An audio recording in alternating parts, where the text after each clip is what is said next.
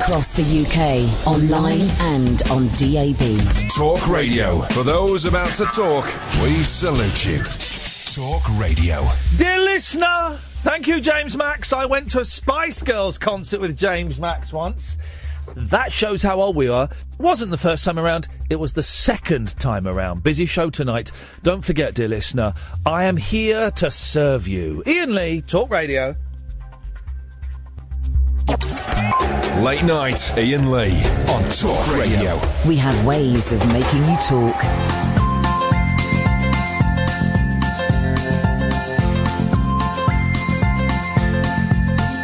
There's a voice that keeps on calling me. Down the road, it's where I'll always be. Every stop I make a new friend. Can't stay for long, just turn around and I'm gone again. Maybe tomorrow I'll wanna settle down. Until tomorrow I'll just keep moving on. Down this road that never seems to end. When new adventure lies just around the bend. So if you wanna join me for a while, just grab your hat, come travel light, that's old style. Maybe tomorrow I'll wanna settle down. Until tomorrow, the whole world is my home. So if you wanna join me for a while, just grab your hat, come travel light, that's old style. Maybe tomorrow I'll wanna settle down. Until tomorrow I'll just keep moving on.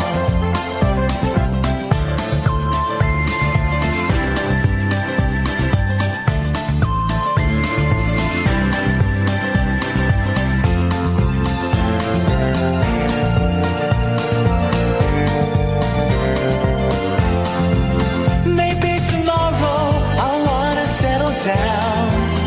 Until tomorrow I'll just keep moving on.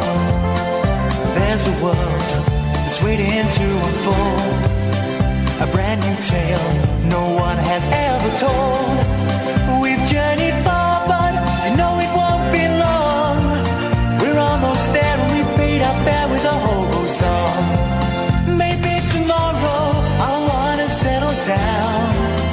Until tomorrow I'll just keep moving on.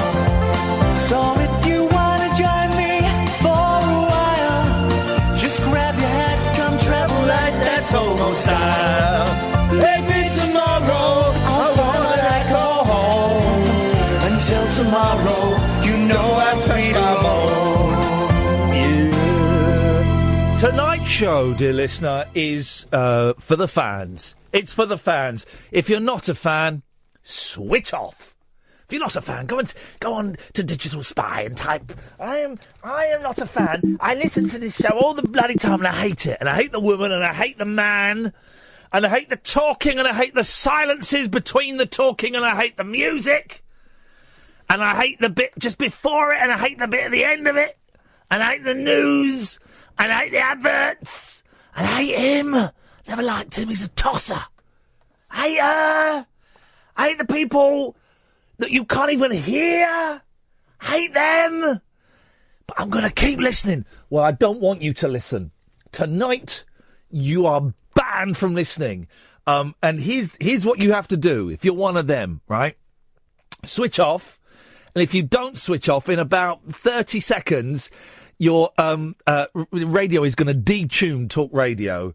Or if you're listening online, your internet is going to crash and you're going to get like loads of like really illegal pornography onto your hard drive as a result of listening to this show. If you don't like it, we got the technology to do that. Okay, we can stitch you up. It's a sting.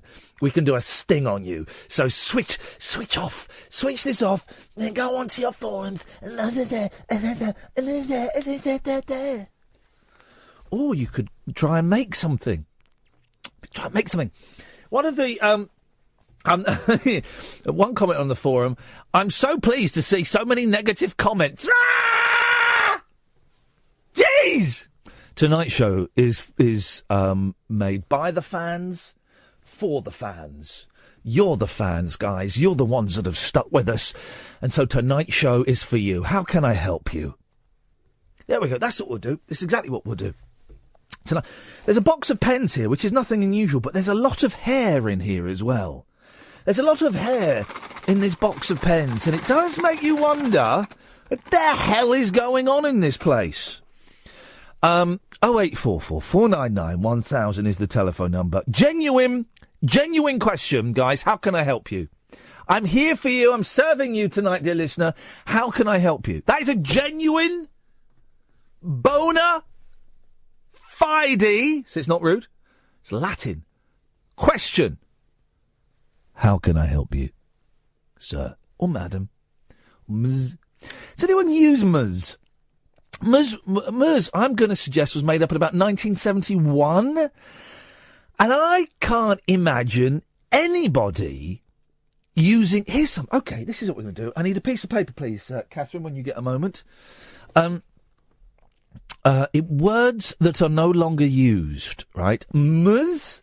I'm going to have ms. 0844 499 1000. Spinster. Spinster's not used anymore, is it? Spinster. 0844 499. Sorry, let's write this down. Let's make it a little bit easier for the casual. It's not for the casual. It's for the fans. It's just for the fans tonight. Can I do a Kickstarter campaign to get me a better computer? Can I do that? Is that how Kickstarter works? Can I go on Kickstarter? I need $2,000 for a better computer and the new Xbox S and a telly. Can I do that? Because I would give out perks. You're supposed to give, what do they call them, tricks? Is it tricks? You turn tricks. If people give you money on Kickstarter or something, you turn tricks. And I would turn tricks. OK, if you gave me £100 towards a new computer and the new Xbox and a TV, I'd send you an email. If you gave me £200, you'd get a photo. Not a rude one. That's £500.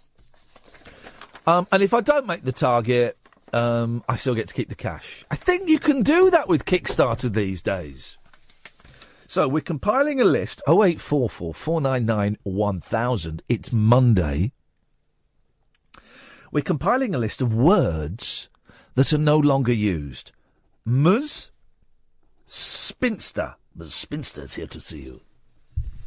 I can't think of any other words that aren't used. I think most of them are still in the vocab. Good evening, dear listener. My name is Iain Lee. You are listening to a late-night phone-in show. Unlike any other late-night phone-in show in the world. I'm going to say it. In the world. And I want to be proved wrong on this. I want someone to go, I heard your show. And you said that your show was unlike any other in the world. Well, that you're wrong. There's a show in New York City, or there's a show in New Delhi, or there's a show in New Zealand that's almost identical to yours. Good! Find me that show! Bring me that show! I want to listen to that show! Because I'm doing this show, because it's the show... I'm making the show that I want to listen to. I want to hear this show, but I can't hear it because it's me and I hate the sound of my own voice. So I have to do this show. I can't listen back to it, which is unpleasant. But if you can find another show that's like this, why is this show different? Let me explain it to you, okay? Most late-night phone-in radio show... thank you, Nat. Oops-a-daisy. Yeah, we'll have that. Oops-a-daisy. Words and phrases that nobody says anymore. Oops-a-daisy. Oh, actually, no, can't have that because I say that with kids. Whoops-a-daisy. Whoops-a-daisy. You fall over. Whoops-a-daisy, you fall over. Do you want me to get mummy? Most other late-night radio shows will sit here and will tell you what to talk about for an hour. So I'd imagine that, we say mostly under 55, It will be variations. I've not even looked at the papers tonight, so I don't know what there'll be variations. Catherine Boyle joins me in the studio. Yeah. There'll be variations on the Kim Kardashian story. Do you have any sympathy for someone who had £8 million worth of jewels stolen? Did she invite it on herself? They'll be talking about that. What else is in the papers? Brexit's happening next year, isn't it? And the pound's at its lowest it's been for 3 years. So somebody talking about that. I mean, it would be really easy for me to sit here and go, this is what we're going to talk about. We're going to talk about, now, how do you feel that Article 50 will be triggered next year? How do you feel? And the pound is at its low. How do you feel? How do you feel about that? Call me now. We could do that. But you know what? Boring, man. Boring. If you want to call in about that stuff, you can do. But boring. How do you, have you got any sympathy for Kim Kardashian? Boring. I mean, but if I have, though. I've got sympathy for her. She's a woman who was held at gunpoint in an horrific ordeal. She thought she was going to die. It's an horrific ordeal. I tell you who I don't have sympathy for. Go on. James Corden. James Corden went on Twitter. Guys, can you stop making jokes about Kim Kardashian? She's a woman, a mother, and a friend. It was terrifying. If you've got nothing better to say, shut up. Because that's how Twitter works. Excuse me, James Corden. Excuse me, Mr. Corden. Excuse me, Mr. Corden. When did you become Twitter police? And I read all the comments that he was getting. Of course, he was getting a lot of abuse. And someone said, all right, James, thanks for clearing that up. Can I just check, is it still okay to make jokes about her sex tape like you did when it got leaked? So don't come the Twitter police with me, James Corden. But of course I have sympathy for that. How could you not have sympathy? I mean, yeah, you know, her whole life is a facade. But terrifying, you'd imagine. I don't actually know. What are you doing in my studio? Bringing my tea. Okay, in that case, I apologise. you. I shouldn't have shouted at you. That was out of order. We've got an anonymous text here. You should let the woman have more airtime. Your show. Love from Kath. Poppycock. That's not used anymore. Poppycock. Poppycock. How could you not have sympathy for her? I don't really know. You're overwhelmed with jealousy and bitterness, so much so that it takes over all your waking moments to the point where you start doing stupid things online. Wowzers. Kath came out fighting. That was fighting talk, dear. Boy, if only you guys knew what had been going on this weekend. Let's not stir the hornet's nest. I don't actually know what happened because I've not read any of the papers today because Catherine will bear witness to this. He was lying on the floor moaning. Yeah, well, because my back and my front hurt downstairs. Literally my back, because I pulled my back. I had to lift up a guitar amp at the weekend and I didn't bend my knees. No. And my back went, I went, oh, balls. And then I've got really bad stomachache. And I may, at some point this evening, and I apologise, I might let off a rip-roaring ripe one, because I have got terrible indigestion. Terrible. It's affected my thinking. I got free tickets to go to an exhibition at the Tate, and because I've done some filming at Tate Britain, I assumed it was Tate Britain. I said, Kath, come join me, I've got some free tickets. And I got there, and I looked at it's Tate Modern. Tickets for Tate Modern. I've gone to the wrong Tate. Who is Tate? The Sugar Man, isn't it? Okay, that's Rodriguez. Tate and Lyle Man, Tate. Yeah, it's Rodriguez. No. Who is Tate? The Sugar Man. That's Rodriguez. The Sugar Man. Sugar Man. You know, tonight we could... I don't think I finished one sentence, let alone a thought. Tonight may be the night... Oh, look at this. Why are you all texting in? Who gave you the text number? Rapscallion. That's another word. Oh, nincompoop. My kids call each other that. Well, then it doesn't fit on the list, mate. It's a list of words. Ruined it again. That don't. Please be quiet, otherwise Digital Spy is going to have your guts for garters. Okay, so that's the introduction to the show. That's how it works. You can call in or not. I'm not bothered, but I do this for you. It's for the fans tonight. I don't. 0844 499. There we go. I've given you the topics. 0844 499 1000. Let's hope the new bosses aren't listening tonight. We call you back. I'm Iain Lee. This is Talk Radio. Unmissable late night radio with the original king of unconventional conversation. Make contact with Iain Lee. Late night Iain Lee on Talk Radio. We'll get you talking. Order! Order! It's been a really weird weekend, right? It's been busy, it's been emotional, it's been highs and lows, ups and downs, crashes and, what's the opposite of crashes? No crashes. Skillful driving. Swerves. Swerves. Well, no, a swerve would still indicate, a lack of focus on the road. The fact that you'd have to swerve. No, I didn't see that. No, Whoa. extreme control, wow. Swerving I've seen that obstacle. I'm going round it. Well, no, because I would have Cruising. I would have seen the obstacle before it. I wouldn't need to swerve. I would really go a different route. Or even for like a badger or something. You never see those coming. Here's the 0844 499 1000. Here's the thing. The worst damage I ever did to my mother's car. I can say this now because she won't remember it. Doesn't know I work in radio. I was 17. I'd left B-Jams. I was working at Safeway. I drove past the car park yesterday, working in Safeway, and I had her. It was a red Nissan Micro, I want to say, and I was doing wicked skids in the car park of this donuts. No, not donut. I couldn't do a donut, but I was doing some wicked skids. I was accelerating, then putting the brakes on. You know what a skid is? Doing that. Well, I did that, but I hit a curb, right? Buggered the wheel up, didn't I? You idiot. Yeah. So the wheel was then bent, and it was catching. And I went home, and I went to my mate's house, Brian, who was a bit handy with his hands, and he said, "Your car's it's effed." He said. I was like, "Oh, blimey." And so I went to my mum's.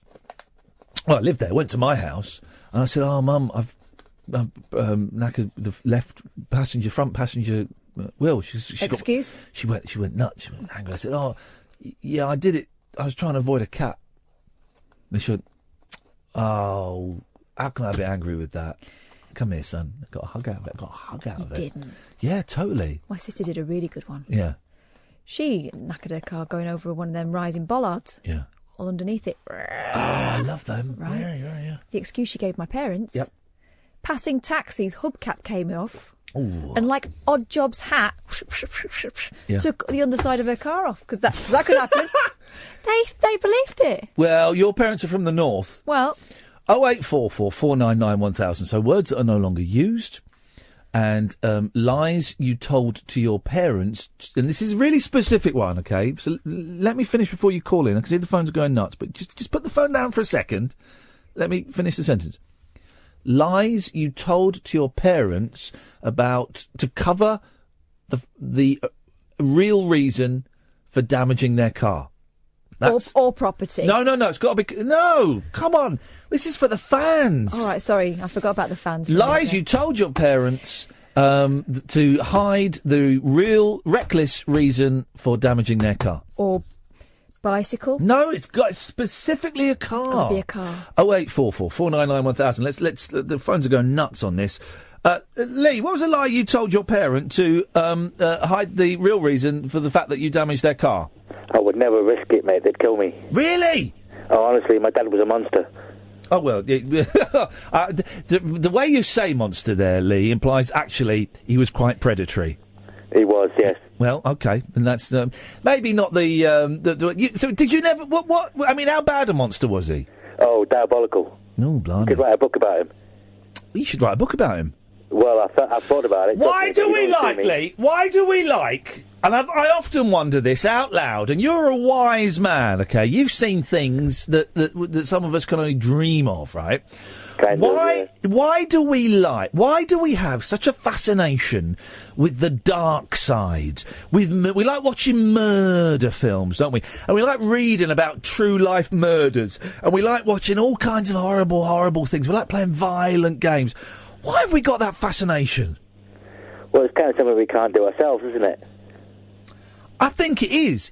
Are you saying, Lee, and I don't know the answer to this, that there is a part of us, a part of our psyche, that would like to murder? Yes, probably. I think you're right. Yeah. I think you're right. We've all thought about murdering people. I did this weekend. Did you? I did. I didn't do anything, officer. We've all genuinely, haven't we? Am I saying something outrageous? We've all genuinely thought about murder. Probably, yeah. How would you do it, Lee? With an axe. Yeah. Flipping heck. Straight in the forehead. Have you ever swung an axe? Not in the forehead, no. I've swung an axe, right? They're not powerful tools. They are very, very powerful tools because they're very heavy. So you swing it and you put it up. Oh, boo! And the weight, the momentum carries it through. I mean, it could easily do it. Kath, how would you murder someone? Not the perfect murder, a spontaneous murder. Poison. Well, how can you do a spontaneous poisoning? Just won't cook the chicken very well. It's not going to. It's just going to give him the squits.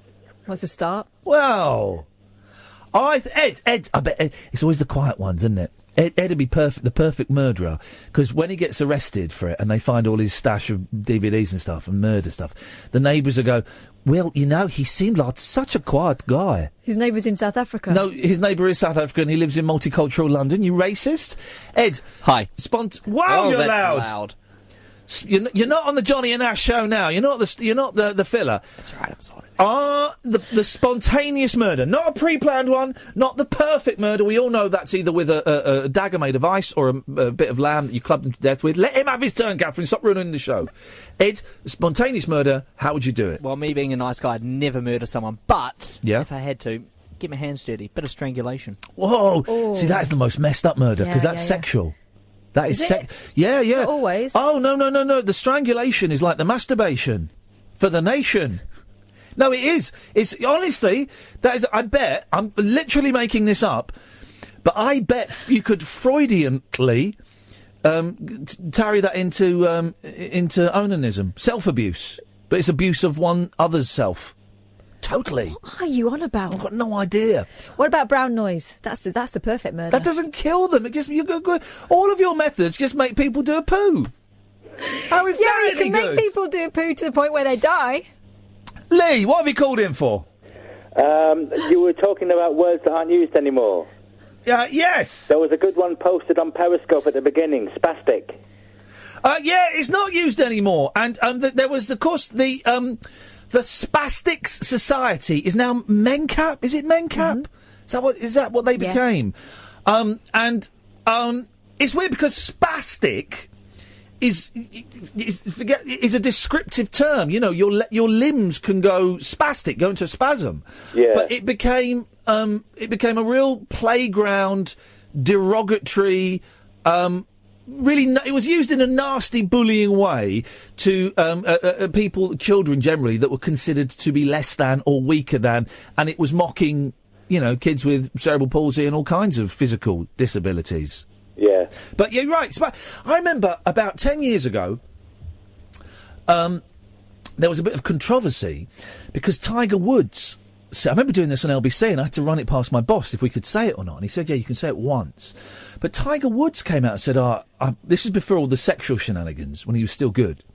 But he played really badly and he came out and said, I'm really sorry to all my fans, I played like a spastic. Wow. And there was quite rightly furore and uproar about this. And I wonder, if we have any Americans listening, I wonder if that word has a different weight to it. 'Cause remember we played a Weird Al song last week? Yeah. About grammar. And that word popped up in there and I dumped it. And I wonder if in America... 0844 499 1000. I've heard Americans use it, and I've heard them use the word, and I'm going to say it. I hate saying it, though. Spaz. I spazzed out. They say things like that. Yeah. And I don't think it has the same connotation there. Maybe wrong. I wonder if it does, Americans. and we will, you know, I'm not one for necessarily for self-censorship, but we will hold back on using those two words in particular. But it's an interesting... Listen, this part of the show is we're going to have interesting grown-up conversation. And Lee's brought it up, and I just wonder if it does have different weight in America. To me, here's the thing. Do you remember Joey Deacon? Mm-hmm. And Joey Deacon, of course, was a severely disabled gentleman that appeared on Blue Peter throughout the 70s, late 70s, early 80s. And it was to highlight the plight of severe disability. And this guy who, you know, he'd been written off as a kid, he was put in a home or a special hospital, you know, because they thought because he couldn't communicate verbally, there was nothing going on in his head. It turns out he was a very bright man. And Didn't he have cerebral palsy or something? I think so. I'm not totally sure. But he also had a mate called Ernie. And Ernie was the only one that could really understand what Joey was saying. Now, being kids in the 70s and 80s, of course, we would watch Joey Deacon on Blue Peter in the evenings, and the next day we'd go into school and we'd say, did you see that really touching story about that severely disabled... No, we didn't. We went round calling people, hey, Joey. We went round and we did that. But the thing is... I did that. Yeah, I know, and I remember it at school. I don't remember you doing it at school, but I remember kids doing it at school. Incredible. I remember we used to get visits from the McIntyre home at my school, and people used to call each other Mackies. Okay. It's not about the word, it's about the intent, isn't it? And it's about the fact that what they're doing is taking the mickey out of those people. And so it doesn't matter whether it's, you know, the Spastic Society or whatever it might be, or Joey Deacon, whatever. It was that was the standard taunt when we were kids. Oh, and we do the face and the hands. Gosh, we got into heavy stuff quite quickly, but I don't mind. Do kids still do that? No, because Joey now means Joey... Well, no, it probably doesn't now, but 10 years ago, Joey meant Joey from Friends, so it meant an idiot. Yeah. Oh, you're such a Joey. It meant in an idiot way. I think that they've changed the thing. It's no longer about that. You get kids in the schoolyard calling each other gay. We used to do that. The Joey and the spastic, because I used to do it. I put my hand up. I used to do it.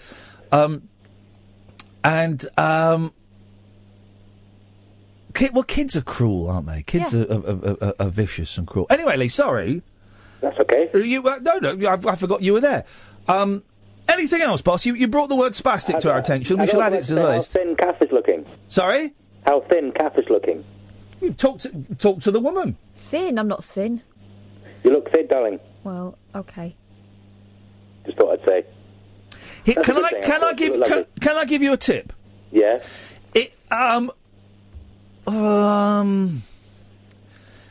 You don't always have to, pick up on how women look. They can just be. True. But I just thought I'd say anyway. I'm watching on Periscope, so she looks lovely and thin. But what if she looked not thin?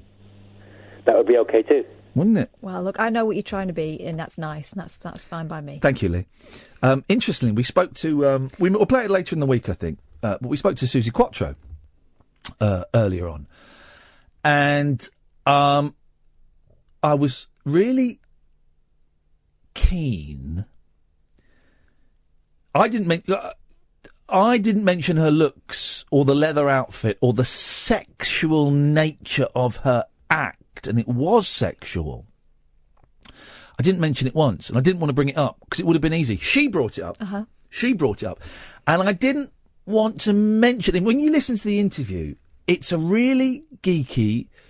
It's pretty much 15 minutes talking about bass guitars. That's pretty much what it is, without any allusion to the sexual nature of the act or the fact that she is, an incredibly attractive woman, and sexuality inevitably played a big part in her career. It was just a chat about... it was just a geeky guitar chat, really. And I didn't want to make too big a thing, and maybe I did, I don't know, about her being a pioneer. Because she is a pioneer. Oh, I don't know. Maybe I don't know. What was interesting was when she said that Joan Jett, and I'd forgotten this, I did know this, Joan Jett from The Runaways, of course, Joan Jett, and the Blackhearts, was a fan, based her entire act on Susie Quattro, and would turn up at Susie Quattro gigs and... Basically dressed as Susie Quattro. Yeah, dressed as Susie, and get her autograph and get her to sign albums and stuff like that. I'd forgotten that. Yeah. It's a really interesting chat. Really interesting chat. We'll play that later in the week. We've got some cracking guests this week. We've got Melanie at some point.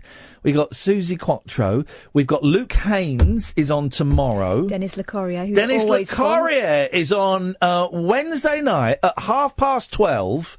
The voice of Doctor Hook. And I love Dennis, and it's so strange to think that, you know, I grew up listening to his records when I would hate them, and him and Neil Diamond were played in my house. I would hate them both. Now I love them both, you know, and to think that, you know, me and Dennis talk about life's woes, and to think that Dennis is now considered a mate. He's coming on, and he's in the middle of a tour, right? And he said, you don't have to mention the Doctor Hook tour if you don't want. When do you get that? When do you get people who come on and say, you haven't got to mention the stuff that I'm doing at the moment? He just wants to come on for a gab, and boy, can he gab. I love him. He's so good. Oh, man. Remind me, we've got to blag some tickets. Okay. St Albans in November the 5th. We'll blag some tickets for right. that. Remember, November the 5th. 0844 499 1000. I'm Iain Lee. This is Talk Radio. Late night Iain Lee. On air and off the leash. On Talk Radio. We have ways of making you talk. 0844. What happened there? 0844 499 1000 is the telephone number. I'm being told that Spastic does have different weight in the US. Apparently there was a transformer called it. What? Now this is coming from PDT on Twitter, who is generally a very, very reliable source. So if anyone knows anything about that, 0844 499 1000. Ray's on the line. Good evening, Ray. Good evening, Iain. What kind of cake? Victoria. Thank you very much indeed. Standard. Yep. Right, I've got a couple of archaic words for you. One of them you almost referenced because you said Joan Jett and the Blackhearts. Yep. The word blackguard. Blackguard. Which means a black-hearted person. That's a very adamant word, isn't it? I can imagine Adamant use. I bet Adamant's used that in at least 3 of his songs.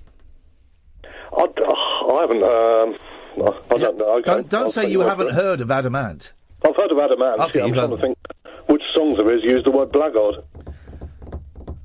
What's your favourite Adamant song? I like Ant music. Yeah, I like Ant music. I'll tell you my 2 favourites, slightly later ones. Goody two, goody two, goody goody two shoes. Oh, yeah. Don't drink, don't smoke. What do you do? You do. Just full of sex, that song. You don't drink, don't smoke. What do you do? Something. Subtle innuendo there follows. Must be something inside, yeah. I like Stand and Deliver. I know it's boring, but I also like Apollo 9. Oh. Which is a later one, and it's a bit of a racket, but it's like a beautiful racket. He was Adamant. Right, I've interviewed Adamant. We're trying to get him on the show again. I hope he does it.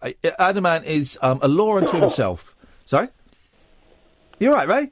I'm good, yep. What happened there? Clearing my throat. Okie dokie. Okay. It's for the fans, guys. Adamant, obviously he's suffered from mental illness, but boy, oh boy, what wonderful, wonderful interview. I interviewed him when I was at Virgin, when no one else would touch him. People going around to him, we've got Adamant, does anyone want Adamant? Everyone's going, no. I was going, I'll have him. Oh. I got him partly because my sister was a huge fan when she was a kid. She was like 11, 12, 13. And I got Adamant to phone up my sister's phone when I knew it would be off and she wouldn't be listening. Oh. And he left a message on her phone. I think she might... maybe now she's moved to New Zealand. Perhaps she hasn't got that message anymore. But she had that message for a couple of years. And what was that? Oh, yeah, Adamant was massive in the States. He was huge in the States, like playing arenas and stuff. And he was I think I've got this right, the only white artist to play at the Motown 25th anniversary. And he's on stage doing I'm sure I've got this right, someone will correct me if I'm wrong. He's on stage doing a duet with Diana Ross. What? The only white artist to play at the Motown 25th anniversary. Isn't that weird? And he tells, a brilliant story about being backstage and Marvin Gaye doing Shed Loads of Cocaine and Diana Ross being a bit of a diva and stuff like that.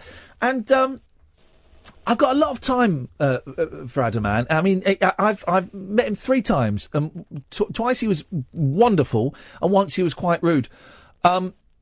But I know he's got his demons, and I know he's unwell, and that rudeness, I kind of thought, all right, well, he's in that space today. I'm going to let him have that one, you know. But he was playing the rock star a little bit, and I had to introduce him on stage. Wowzers! But I like a bit of Adamant. We should remind me tomorrow. We'll redouble our efforts to get him on. Keep trying, but you know what happens. I know. You know what happens. I get word from his agent in America, but nothing from here. Okay, I'll send an email. And I'll remind them that I've interviewed him before, and that might just trigger a few things. It might not. Anything else, Raymond? Plus, how many other songs are there that mention a pound notes? That mention a pound note? Yeah, write it down, a pound note, pound note. Have I lost you? No, hang on a minute. Goody Two Shoes. Yeah, no, I know the song. I'm trying to think. You've asked a question. I've now entered the Library of Congress in my head to try and remember pound note. I mean, they certainly don't exist anymore. In fact, they went out like a year after that song. Maybe that has something to do with it. Maybe Adamant, he made them so popular, there's a rush in them, that they ran out. Ray, thank you very much indeed. So far, it's actually quite a busy show tonight. For the fans, we're serving you guys. It's words that are no longer used. Was Adamant the only white artist to appear at the Motown 25th anniversary celebrations? Songs with a pound note in. And the weight of the S word, and I'm going to hold off using that word a bit because we've been quite free and easy, and there might be some people who are still offended by it, and I don't want to do it. But the weight of that word in the United States, how weighty is it? 0844 499 1000. I'm Iain Lee, this is Talk Radio. The wild man of late night radio is back. Iain Lee on Talk Radio. We have ways of making you talk. 0844 499 1000. Craig's on the line. Good evening, Craig. Hello. What kind of cake? Pardon? Someone's not a fan. What kind of cake? What are you on about, some kind of cake? What kind of... You try, Kath, maybe... Craig? Yes? What kind of cake? Are you joking with me? Ed, try it. You try it. Maybe it's the accent. All right. I got this. Hang on, Craig. Craig. Yeah. You can't say that. You just earned yourself a dump. You heard that on Periscope. We dumped that. You've earned yourself a dump and a yellow card. Ooh. I'm about to get out the red card. Ooh. Think of an actual cake. Here's a tip. Think of an actual cake. Let's leave the cake. This guy's obviously not it's a fan special tonight, Craig. What the hell are you doing listening? Right, no, I've got this. I like, I don't want to know. I don't want to know what kind of cake anymore. No. The cake. I don't want to know. The cake moment has passed. Can I just? Are you high? Can I ask you? Can I ask you a genuine question? Have you genuinely taken drugs today? Yes. What kind of drugs?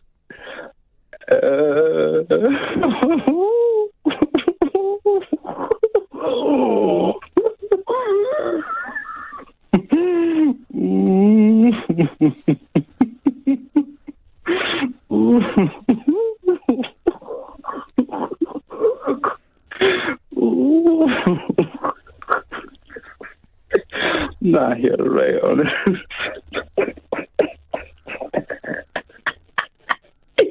Right, on a serious note, right. What kind of drugs? Nah, nothing to do with that, right. Have you? Because I can tell, man.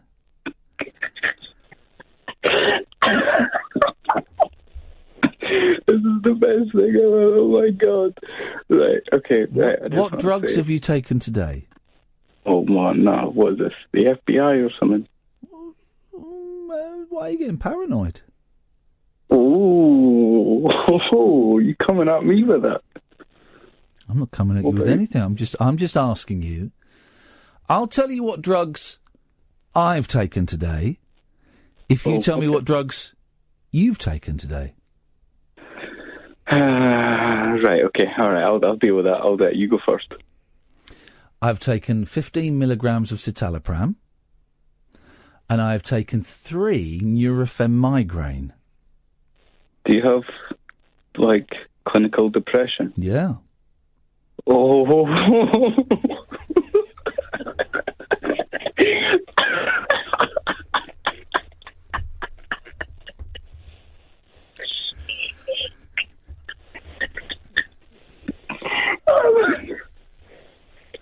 Mate, that is the best thing ever. Oh my god. Right, okay. What drugs have you taken? This is the best thing you've ever heard. What drugs have you taken, Craig? I've taken 100 milligrams of sertraline. Okay. I've taken, here we go, 15 milligrams of lansoprazole. Mm-hmm. I've got 40 milligrams of Xanax. Wow, you're proper screwed up, aren't you? Wait. The list Oh my my God, friend. no, this is wonderful. No wonder he was laughing at me. He thought I was a pussy. Carry on, Craig. All right, I got this. And 2 cocodamols, that's it. Okay. Nothing illegal? That's none of your business. I gotcha! I gotcha! I'm inside your head, Craig. I'm inside your head, Craigie. I'm inside your head, Craigie. I can't get out, Craigie. I'm inside your head. I know what else you're taking. Smells good. I've left one out. Smells good! Wait, I've left one out. I've got 8 milligrams of incesterol. There's no drug called incesterol. So what's wrong with you then? You clinically depressed. You've got to be a bit more than that if you've got to take 100 milligrams of sertraline. It's a huge dose. That's true. I have a split personality disorder. Oh, man alive! And how are you finding that these days? It's brilliant. Is it? Yeah. Seriously, how is it? Yesterday I stood on my cat's tail for a while. Deliberately? Yeah, of course. Why? Well, I don't know. It just kept like shaking around in that, so I thought. Should you? Do you live alone? No, I live with my mum. Did you tell your mum you did that? She watched. There's no laughter now, is there? And didn't she say anything? No, man. Do me a favour. Yeah. Take the cat to a cat's home. I'm serious, man. Yeah, but I've got 3 cats. Well, get rid of them. And by get rid of them, I mean take them to a cat's home because you're not well enough to be in charge of cats. You trod on its tail. No, this bit isn't funny. This bit's real.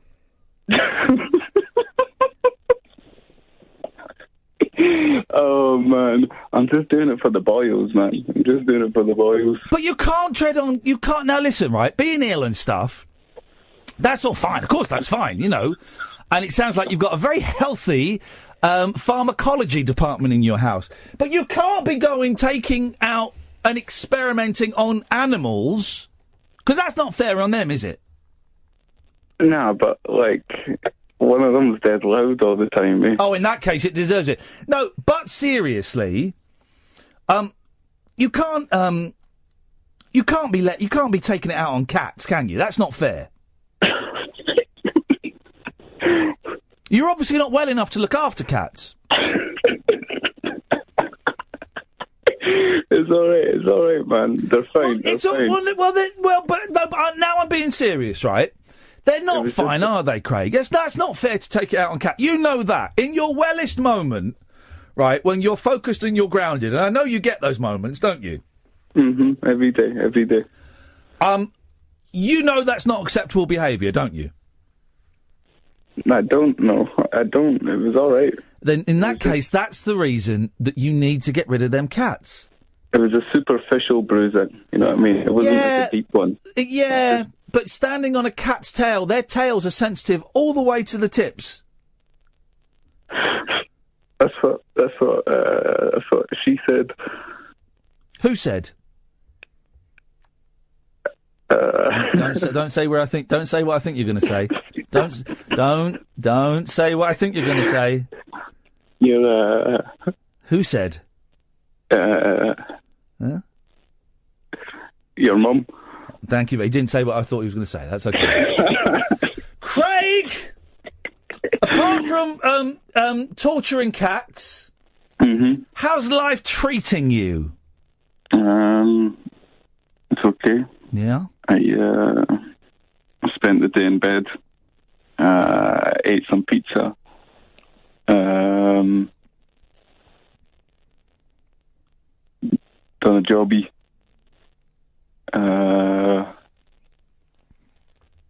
Stood on my cat's tail. Get rid of the cats, Craig. I'm serious, man. Get rid of the cats. Get rid of the cats. I'll genuinely think about it. I'll think about it. Think about it. Get rid of the cats. Because it's not fair on the cats. Whatever turmoils you're going through, man, and I understand you're not well. You're not in control of everything, but that's why you should get rid of the cats, because you're not in control of everything. It's not normal, whatever that means, to stand on a cat's tail deliberately for an extended period of time. And you don't want them cats to suffer. Tomorrow's a new day, though, Tomorrow's a new day. Yeah, tomorrow the cat might get a kick in the face. I'm being serious. Exactly. So you want to do the right thing, Craig, and you want to get those cats to a cat's home. Cats Protection League are brilliant. Why don't you take the cats there? There's not enough volunteers. Sorry? There's not enough volunteers there. Yeah, there's enough volunteers to take the cats. Come on, man, because the thing is as well, right, if it gets out that you're torturing cats, and that's torture, right, you could end up with a criminal record. You don't want that. I've already got one. What have you got a criminal record for? You don't have to answer that if you don't want. Eating cheese pizza. Okay, all right, Craig. Well, listen, nice to talk to you. Can I just shout out the boils and stuff like that? No, you can't. 0844 499 1000. How are you feeling after that, Catherine? You know exactly how I'm feeling after that. Go on, tell me. Worried. Yeah. Flipping it. That call... That's left... Very rarely do I get unsettled by a call, right? That has unsettled me. That took in every emotion, didn't it? Yeah. I mean, they're starting off with you got clinical depression, yes. Finding it hilarious. I found that hilarious, if I'm completely honest. Yeah, but it was hilarious because it was shocking, that reaction. Also I thought, fair play, he's laugh. Actually, if you were watching on Periscope, I wasn't offended by that in the slightest. No. I was laughing hysterically at that, and I was covering my mouth. I actually found that quite funny. I found it funny because, because it was shocking, because it was a shocking reaction. It's the opposite of the reaction you expect. Yeah, but I did find that funny. As Lino says... mate, have you got clinical depression? Cue manic laughter. # that's entertainment. Yeah.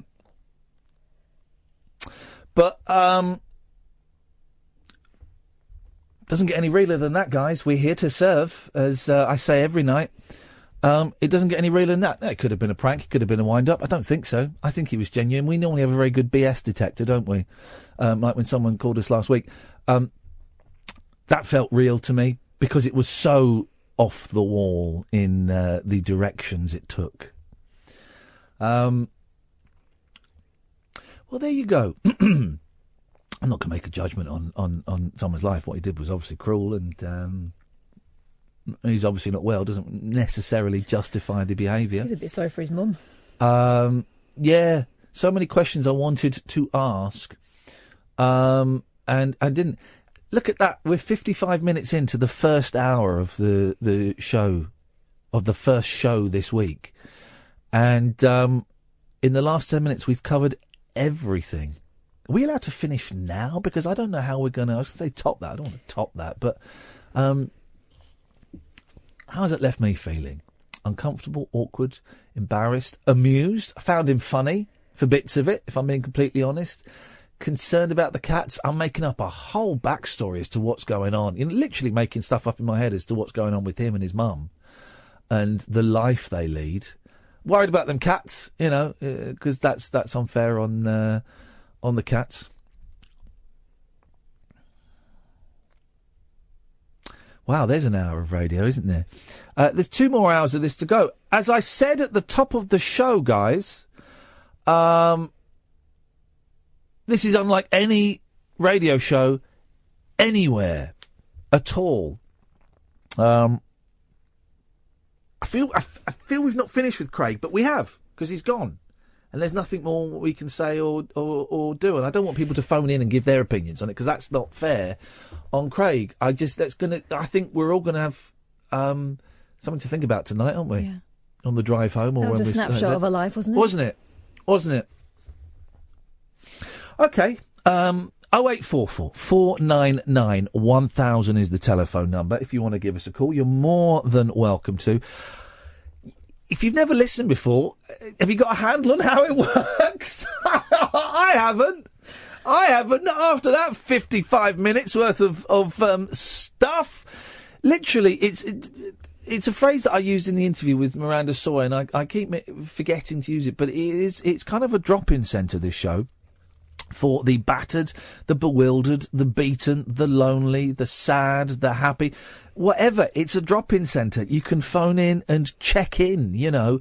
And if you're off your nut, you can phone in and check in. You know, we don't condone illegal drug use, of course not, but you're welcome to call in. We don't police the gates like a lot of people. No, we don't. And I don't condone illegal drug use on this show at all. But if you are off your mash, sometimes you've got stuff you've got to get out. You're all welcome. 0844 499 1000. We call you back. I'm Iain Lee. This is Talk Radio. Across the UK, online and on DAB. Talk Radio. We'll get you talking. Talk Radio. Can't talk for long, guys. I'm just sending a message to Tony Basil. That's how I roll. Look out, the 4chaners are after us. You aware of the 4chaners? Sad cases. They're planning on pranking us tonight. Oops, I'm scared. Late night, Iain Lee on Talk Radio. We have ways of making you talk. Well, I'm not the kind to kiss and tell, but I've been seen with Farrah. I've never been with anything less than a 9. So fine. I've been on fire with Sally Field, gone past with a girl named Bo, but somehow they just don't end up as mine. It's a death-defying life I lead. I take my chances. I die for living in the movies and TV. But the hardest thing I ever do is watch my leading ladies kiss some other guy while I'm bandaging my knee. I might fall from a tall building, I might roll a brand new car, 'cause I'm the unknown stuntman that made Redford such a star.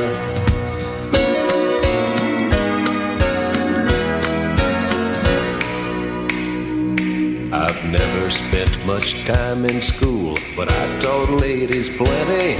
It's true, I hire my body out for pay. Hey, hey, I've gotten burned over Cheryl Teague's, blown up for Raquel Welch. But when I wind up in the hay, it's only hay. Hey, hey, I might jump an open drawbridge or Tarzan from a vine, 'cause I'm the unknown stuntman that makes Eastwood look so fine.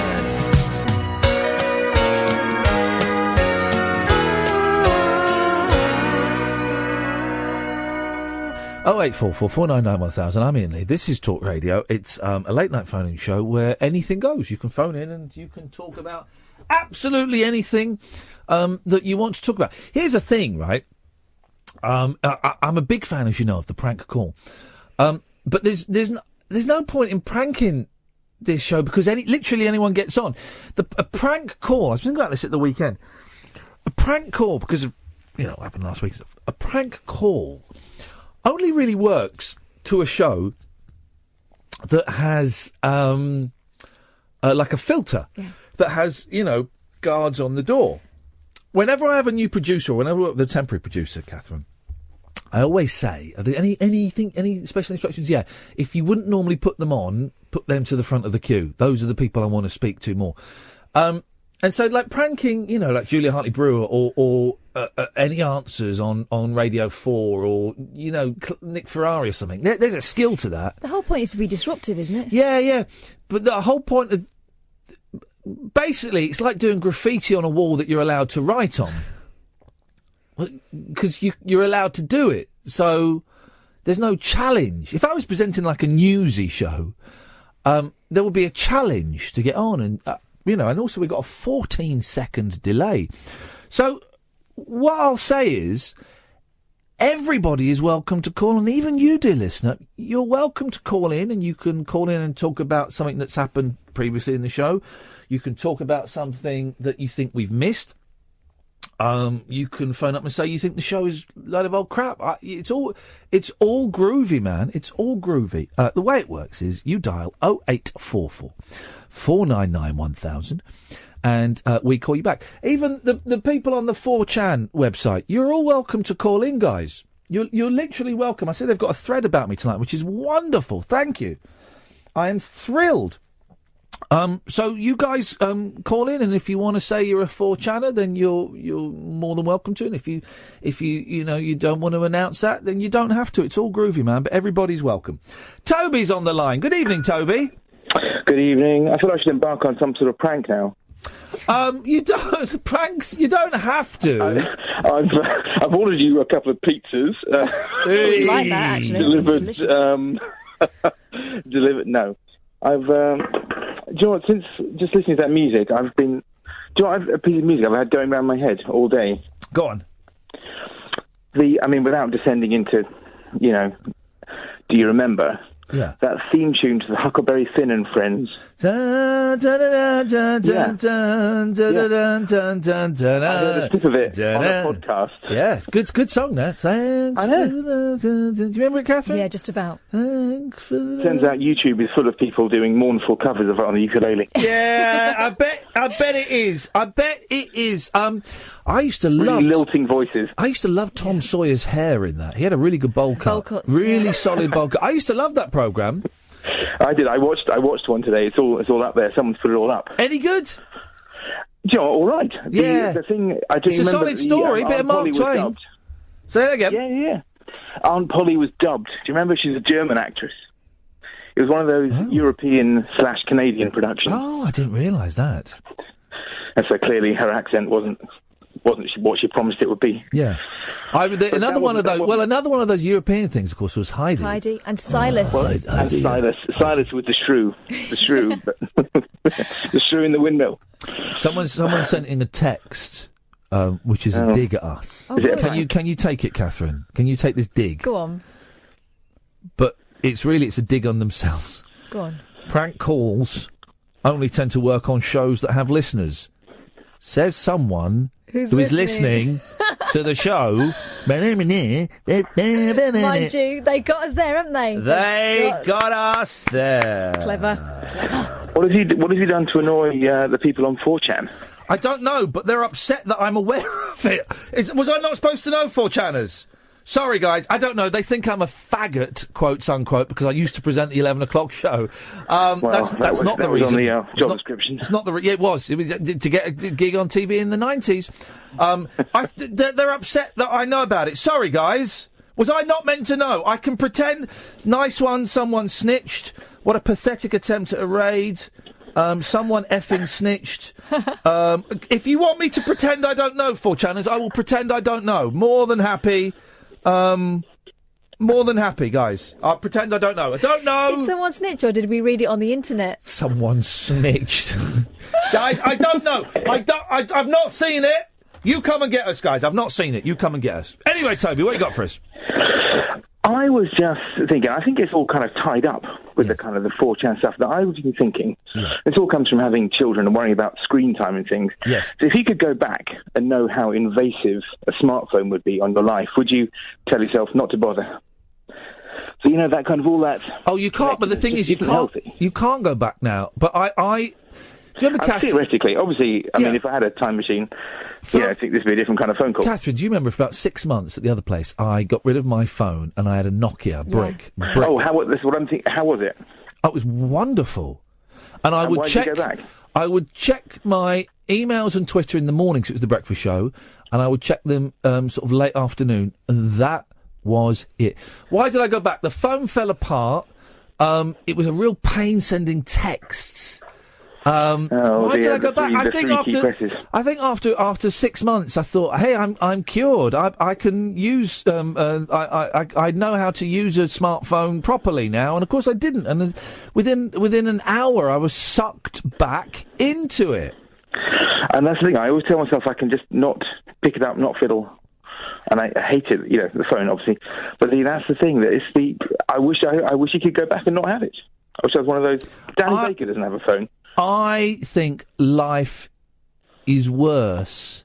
I think society is worse off by having smartphones. Yes, I think it's definitely completely true. So that's I was essentially going to poll opinion as whether to get rid of the smartphone and go for a Nokia brick, and now I discover you've done it. Oh, well, I did it. My mate James Brown did it, and he was in here a little while ago doing some cover at Talk Sport, and he's on it's not a proper brick, because I think he might have still been able to get emails on it, but he couldn't go online. And life would be a whole lot better. Why can't I do it? Because I'm addicted. I genuinely think there will be, like we have AA and NA for alcohol and narcotics. What the hell are you doing? Are you a milkman? Do you know what? I was preparing a Teasmade. I'm not even going to go there. I genuinely think that at some point soon there will be support groups and 12-step programs for people who are addicted to smartphones and technology, and there will be people who will sit in a room, and as they go in, they will put their phones into a basket, and they will sit in a circle and they'll say, "My name's Iain, and I am a smartphone addict." I genuinely think that's going to happen. But it is everywhere, isn't it? The zombification of everyone just staring down all the time.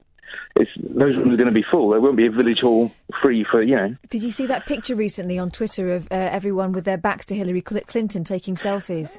Yes, and it was the one with the one old lady on the barrier leaning, watching. I think that's a different one, but there probably was. There's a similar thing. There was everyone taking photographs, watching everything. Sometimes you're at it's through a immersive. screen. I went to my kids' nativity play last year, and there was a woman in front of me with an iPad.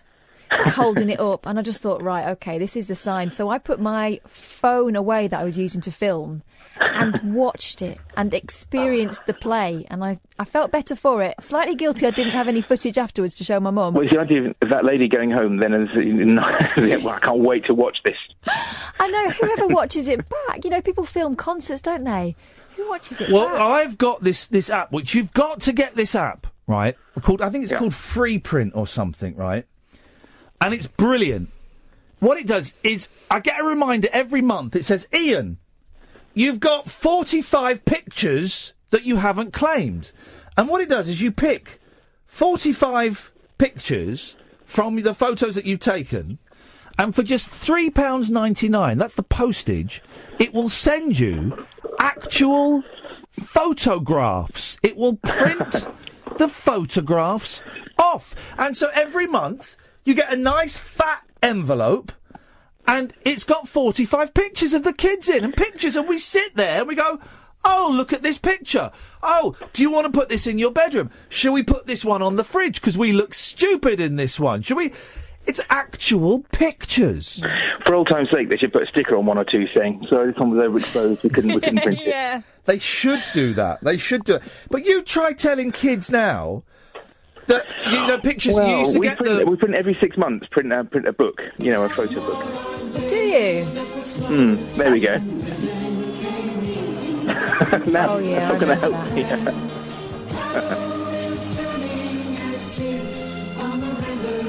This has been going through my head all day. This isn't helping either, is it? No. There's a good lyric, though. Something...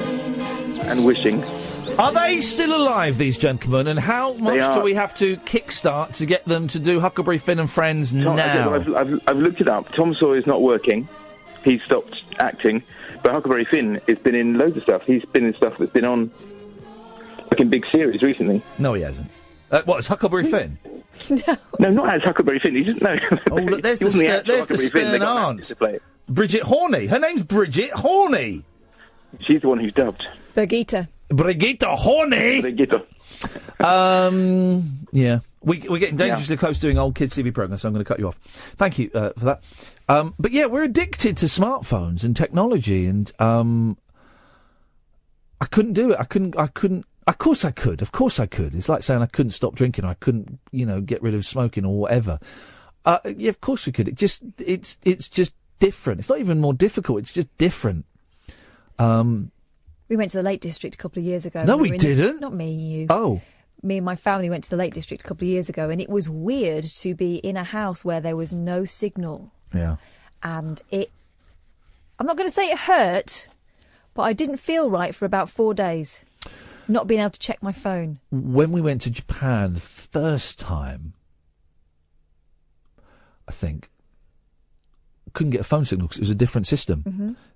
We were like on the dual band and they're on a tri-band, or the other way around. It was the first time we went. Couldn't get a phone signal at all. Phone was dead. And so, like, every third day we'd find an internet cafe. So they weren't internet cafes. They were like in, like sort of post offices. You go in and use the computer and stuff. The second time we went, it all worked. They fixed it. I never activate my phone when we're abroad. Oh, that's ridiculous. And that does feel weird, but I have to make myself do it just to show I can do it. But it is like, you've said to me before that, alcoholics every now and again will prove that they're not alcoholic by not... And when I get home, flipping heck, I'm on that phone like nobody's business. When we go to Greece, I think, right, I'm not going to use the phone. And I can go a couple of days, and then I'll just turn it on in the morning, see if I've got any messages. Then I'll go to the internet cafe, start going every day to the internet cafe, and I'll just think, I'll just turn my phone on, check my emails, it'll be fine. We were staying with friends, Spanish friends, and it really made me itchy because she was on her phone all the time. People are, and you kind of notice it more when you can't use yours, I think. You notice the amount of time you're talking to someone and they're looking at their phone. Yeah. Rude. Very rude. 0844 499 1000. Dom, you'll be next. Then it's Rashid. Then it could be you, dear listener. I'm Iain Lee. This is Talk Radio. Late night, Iain Lee on Talk Radio. We'll get you talking.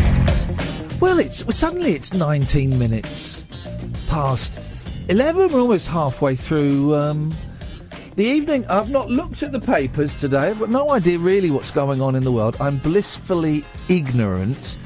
I've had a busy day of sitting in two different branches of Cafe Nero. Was in one place, then I popped off to Uxbridge to see Scott. Oh, right. How's he doing? He's doing very well, thank you very much indeed. Looks very smart.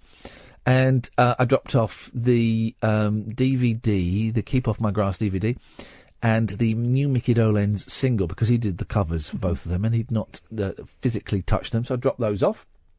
I have a record label, dear guys. It's at www.7arecords.com. And thank you to everybody. Some of you came to we did a record launch on Sunday night for this new CD, the Mickey Dolenz CD. And some of the listeners came, which was really, really nice to see them in my other life, in my other guise as this Monkeys geek. And I didn't enjoy any of the evening. It was a record launch for this CD. You did. You enjoyed at least 20 minutes. Well, I enjoyed the end, but it was a record launch for this CD, Mickey Dolenz, the MGM Singles Collection on CD. You can order it from Amazon now. And me and my mate Glenn had arranged it, and we had 3 live acts, and we're going to have a link up with these wonderful people called Cersei Link and Christian Nesmith via Skype. We had a link up with them. They're in Los Angeles, and I was telling you this. For me, having a live link up with Los Angeles always reminds me of Peter Cook being on the Wogan show in about 1984, and then stopping the interview and Wogan going, well, we've got to stop now because... Are you doing the voice? I won't do the voice. Because we've got a satellite booked to link up with Dudley Moore in Los Angeles. I remember Dudley Moore by a swimming pool in Los Angeles. And you only got a satellite, because it depended on the Earth's rotation, so you only got the satellite for about 7 minutes. And it cost tens of thousands of pounds. And then the picture started breaking up as the satellite moved away. And so, to me, talking to someone in LA is a big deal still, because I'm an old man. And we had this live link up using Skype on the Wi-Fi. And they chatted to us for half an hour, and they played 5 or 6 songs, and we talked to them. It was only a little bit glitchy. There was a couple of glitches now and then. The sound mixing could have been a bit better, but and it worked. And it was brilliant, and it was so nice. And also, we had like we've got in the studio here, we had Periscope set up in the corner.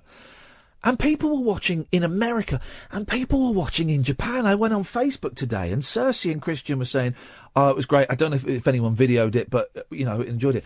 And someone posted, a Japanese person posted, "I was watching you from Tokyo." Isn't that nuts? We were in a pub in North London. We're living in Back to the Future 3. No, 2. That's the Cowboys. 2. Isn't that nuts? Yeah. Hey, people were watching in Japan, and my mate Ken was watching. Ken's in Arkansas or somewhere. I can't remember where you are, Ken. Apologies. Maybe he might be in Phoenix or something. I can't remember. But certainly in the States, and people were watching all around the world. And throughout the evening, we had 3,000 people came and watched online, and it really is. Damn! If only we could use this technology for good instead of for evil, or like if we could use it for evil, so that we were in control of everything. But it was nuts. But it was nice to see people there, and I didn't enjoy the evening because I don't throw. Dom and Rashid, I will come to you in a minute, I promise. 0844 499 1000. I don't throw parties because I get too stressed. Is everyone having a good time? What if but they're not talking to them? What? Oh God, it's a nightmare. And I felt that for most of the evening. So we had these brilliant people. We had a guy called Mark on. Then we had Richard and Mickey were singing. Then we had a short film that I'd made, which will be a lot shorter, actually. I need to take about 6 minutes out.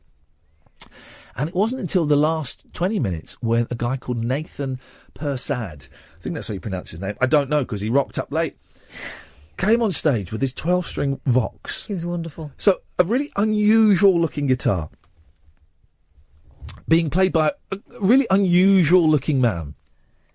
He was brilliant.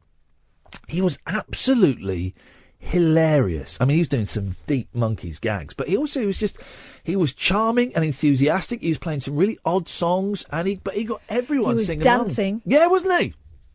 He was dancing. We got told to turn the music down because a neighbour So complained. we sang an extra one. Yeah, exactly. They said to me, right, mate, that is last one. And so I said, you got one more. Oh, sorry, I thought you said one more. Sorry. And it was... He was brilliant. I think I'm going to invite him to come and play at the Christmas performance ring on December 11th. Sold out, guys. Sorry. I think I'm going to invite him to play. And also, I found him fascinating, and I'm going to send him an email tomorrow because I wouldn't mind following him around for a day and filming him, making a little film about him. Does he do other things and play the guitar? He does gigs. Yeah, he does. No, but does he do other things? Has he got another job, or is? I don't know. I don't know anything about him. He got in touch because I put out a plea, and I think someone put him in. I think he listens to the show. If he listens tonight, Nathan, give us a call. If you're listening, Nathan, I thought you were amazing. I thought you were brilliant. You made me smile from ear to ear, and you made me laugh. I've not really spoken to him properly. We've exchanged a couple of emails. I forgot to pay him as well, which is terribly unprofesh. But his performance was joyful. Yeah. Wasn't it good? And musically, it was a little bit rough around the edges because it was enthusiastic. Didn't matter. No, it didn't. It was wonderful. Absolutely wonderful. So, yeah, I think we're going to... we'll ask him... I think he's a listener to the show, an occasional listener. I think he greeted me with a hip, hip, hip, which is always a good sign. But I think we'll ask him to perform at the show on December the 11th. The October the 30th show, I think, is all set, and I'll send an email out next week to the acts just to make sure they're all ready. The one in Christmas is starting to take shape as well, you know. Here's my thinking on what we're going to do on the performance ring. This is my thinking, and this is our thing, Kath, and we've not talked about this. This is where my head is at. So we do October, then I've got a couple of live shows in November, then we do December. Take January off, because January is always a crappy time to put events on, because no one's got any money. Mm-hmm. Come back in February. Maybe do February, March and April there. And then maybe April or May or June, we take a punt and we hire like a 500-seater venue. And we do it as a celebration of the best acts that we've seen over the last 6 months. Best acts, the loosest sense of the word best. Yeah. I don't want these to be... Well, if they're polished, again, that's great as well, you know. But a lot of these are just people that... Like, we've got a guy this time who wants to have a go at doing magic. Brilliant. brilliant. If it doesn't work, doesn't matter. We'll say all that. The best, I guess. When we say the best, we don't mean like Michael McIntyre best. Mm-hmm. Just the ones that bring the most joy to people. And I just think if we take a punt, April, May, June, we do like a spring, summer best of 500-seater. We might take a hit, we might lose a few quid, or we might have something special on our hands. I don't know. What do you think? Does that sound? I like the idea. Sound like a plan? I really like it. And I was talking to Penny and I was talking to John about this on last night, wasn't it? Listeners to the show, guys, you can. Who I was sitting with. And we were talking about the sense of community that this show engenders, and it's quite special. Well, we do it for the fans. We're serving the fans. Yeah, but the fans serve us as well. I mean, I've never laughed so much as last night. And it was really nice to meet, people who are starting to become familiar voices on the show. And there's just this real feeling of, I think it's quite nice to hang out now and again. And if they're going to do something entertaining, so much the better. Yeah, exactly. And there is a sense of community, and that's kind of what we're trying to create. Yeah. Now, whether that will last, whether we'll make it work, I don't quite know. Matthew's asking about the Halloween show from the Haunted Pub. Yes. It's going on, yeah. Yes, it's happening, guys. We are perhaps against... Dom and Rashi, I'm really sorry, they've been waiting for ages. I promise I'll come to you. We'll take a break and then I'll come to you. We will be doing a show. Where is this Haunted Pub again? Macclesfield. Where's that? Up north. Oh, is it? Yeah. It's near Buxton. Where's that? The water? Derbyshire. Is that the water? Yes, the water place. So Adam and Victoria? No, it's Peak District. Peak Practice? Yes. Okay. We watched some of that Cold Feet tonight. I love Cold Feet. No. Hey, this is what Friday's show was going to be. I watched Gogglebox for the first time on Friday. No. Again, something I really like. I didn't get it. No. So then I streamed Us, and I called it Gogglebox. So it was us watching other people watching television. So there were people watching us, watching other people watching television. And some people liked it. Some people did. Yeah, we have more viewers for that than we get for this show. I don't get, and I'm trying not to be negative. It's a celebratory thing. And right. The thing is, if you watch it every week, you start to get to know the families, and they're characters. But it just felt like Harry Hill's TV Burt, but without the jokes. It was just like a review programme. They're just reviewing. Yeah, it is. And sometimes, big programmes. Because of catch-up, sometimes I watch things on there and I think, I'll have a go at that. I didn't know that was on. I don't get the TV Times anymore. I don't know who gets the TV. We only used to get the Radio Times because my dad got it for free because he works at the BBC, didn't they? Mm-hmm. Clamped down on that. Mm. They clamped down on that, yet they're still sacked John Holmes because he's not a black lesbian. Outrageous. That's not what he said, though. Yes, it is. He told me it's because he's not a black lesbian in a wheelchair. And they sacked him for that. I said, John, we can sort out a couple of those things. Don't, because there'll be someone taking this down for the Daily Mail tomorrow morning, and that's not what we said. Of course he didn't say that, but we all read between the lines. John Holmes was sacked from the BBC for not being a gay black lesbian in a wheelchair. 0844 499 1000. You're listening to Talk Radio. Late night, Iain Lee on Talk Radio. We have ways of making you talk.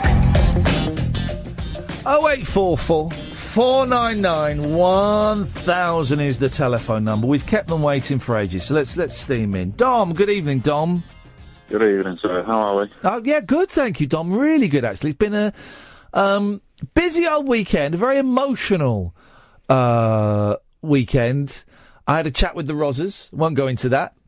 But can I...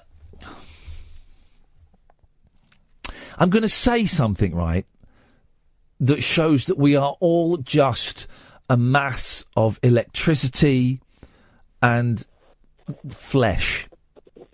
Right? Go for it. And this is really base, right, and I apologise. I find women police officers very sexy. I'm better than that statement. I am better than that statement. But I do. But then again, it's all right for you girls to go, hunky firemen. Do you remember that policeman came to take my statement that time? No. Oh, yeah. I wasn't there, was I? I don't think I was there. Was he a beefcake? It was lovely. But was it the police uniform? No, he was very handsome as well. And then he stood up and he was about half my height. Oh. The Lord giveth, the Lord taketh away. And I don't have a thing for things, right? But I never forget, right? Listen to this, Dom. The worst mistake of my life. Used to work at another radio station, LBC, and it was when it was on like this sort of council estate in West London somewhere. And I used to finish at 1:00 on a Sunday. And for some reason, I was getting a cab home. They got me a cab home. They stopped that pretty sharpish, but I was getting a cab. So I stood outside about 1:15 on a Sunday morning. Sunday morning, Monday morning, I don't know. And these two police women in a police car pulled up. I said, "You all right, sir?" I went, yeah, I'm just waiting for a cab. They went, "Oh, it's you." I went, "Yeah." And they started giggling and looking at each other. And then they said, "Do you want us to give you a lift home?" Oh, that's a bit naughty. Isn't it? And I went, "No, thanks, I'm all right." And then they drove off. Fandango? What? This is pre-Fandango? This is pre-Fandango. So they drove off, and then they drove back the other way, and they waved at me, and they turned on the blue lights. Wow. And as they drove off, I thought, I'll report them for unprofessional behaviour. I thought... That's presenting, that is. I think I've just turned down the best night of my life. I think... Isn't that terrible? Isn't that terrible? But I hope they did. I think even policewomen are almost as good as men. So what? No, I'm joking. But I'm aware that I'm better than that. But it just, honestly, I have a thing for women police officers. I just think there's something about the outfit. I do like it's a uniform. It's a base thing, it's a power thing. Yeah, well, it's a dress-up thing as well, isn't it? Come on, we all like a uniform. I mean, even I don't know. Traffic warden. Did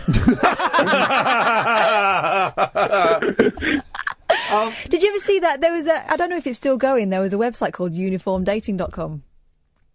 Yeah. Oh, yeah. And I wondered whether traffic wardens could apply, because, surely. Is that uniformdating.com? Is that still going? Let's see. I bet it's still going, because people pay top dollar for... I mean, you can get some quite good ones on eBay now. You don't really need to go out and get a real policeman. Meet your hero in 3 easy steps. Oh, yeah. The thing is, there's no other uniform that does it for me. Not the nurses thing, not firefighters, not the air hostesses. It's just the police, the female police officers. Is it because you've been a naughty, naughty boy? Blimey. She's going to have to take down your particulars. Yeah. Anything you say will be taken down in evidence. Trousers! Pants! Don't do that, because you will end up in the pants! Dom, what have you got for us? Oh, you're talking about technology before. I am loaded with technology. You're not loaded with a good phone, though, are you? We can hardly hear you. What's going on? Hang on. Are you on speaker? No, come on, I'm not an amateur. You on hand? Well, then what's going on then, mate? It's just the same mobile as always. I've just turned it up a bit on the volume on the phone. Is it still pony? No, the volume. I don't care about the volume your end. Yeah, you can on the side. So the phone turn up. I can't understand what he's saying. Can you understand him clearly? Yeah, but I'm northern. Okay. Is it a north-south thing? Is that what you're saying? Do we need to slow down? Yeah. Get to the meat and 2 veg, Dominic. Right, Ian. Yes. I'm livid with technology. Go on, what's going on? Why? I have a brilliant, unique idea about doing Ian Lee quotes, and it turns out that some guy called Noy2222 has taken my idea, used a time machine, gone back 9 years or 7 years, and created a Twitter account for it. Well, but hang on, you've wrestled control of the Twitter account, haven't you? No, it's dead sweet. It's dead nice. He direct messaged me on Dom Risk and just says, I don't do it that much. Do you want to take it over? He's good, Noise. Noise, Really he indulged me for a second, dear listener. Noy used to come to evenings that I put on, and we could never work out where he was from, and then we did. Is he still around, Noy? Yeah. Noy T. Human, I think he is.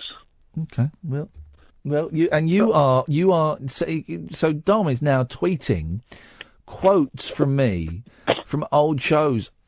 He could literally be tweeting anything. I have not got a clue what he's going on about. I do not remember any of it.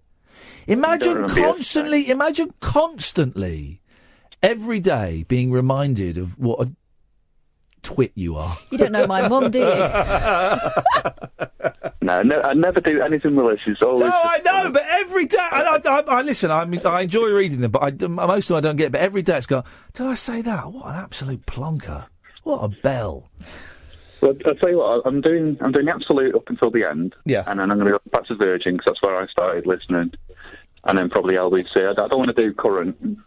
No, don't do current. Don't do current. Yeah, that's not right. No, you can. What's the? If people want to, for some reason, want to know what I said 7 years ago, what is the Twitter handle? It is at Iain Lee Quotes. All lowercase. There we go, you see, Dom. And some people may suggest you should get a life. I could not be so cruel as to make that suggestion. I have had terrible stomachache pretty much all day. I think I had too much coffee. But I'm very bloated. I really do. And I apologise for my language. I really do need to let one rip.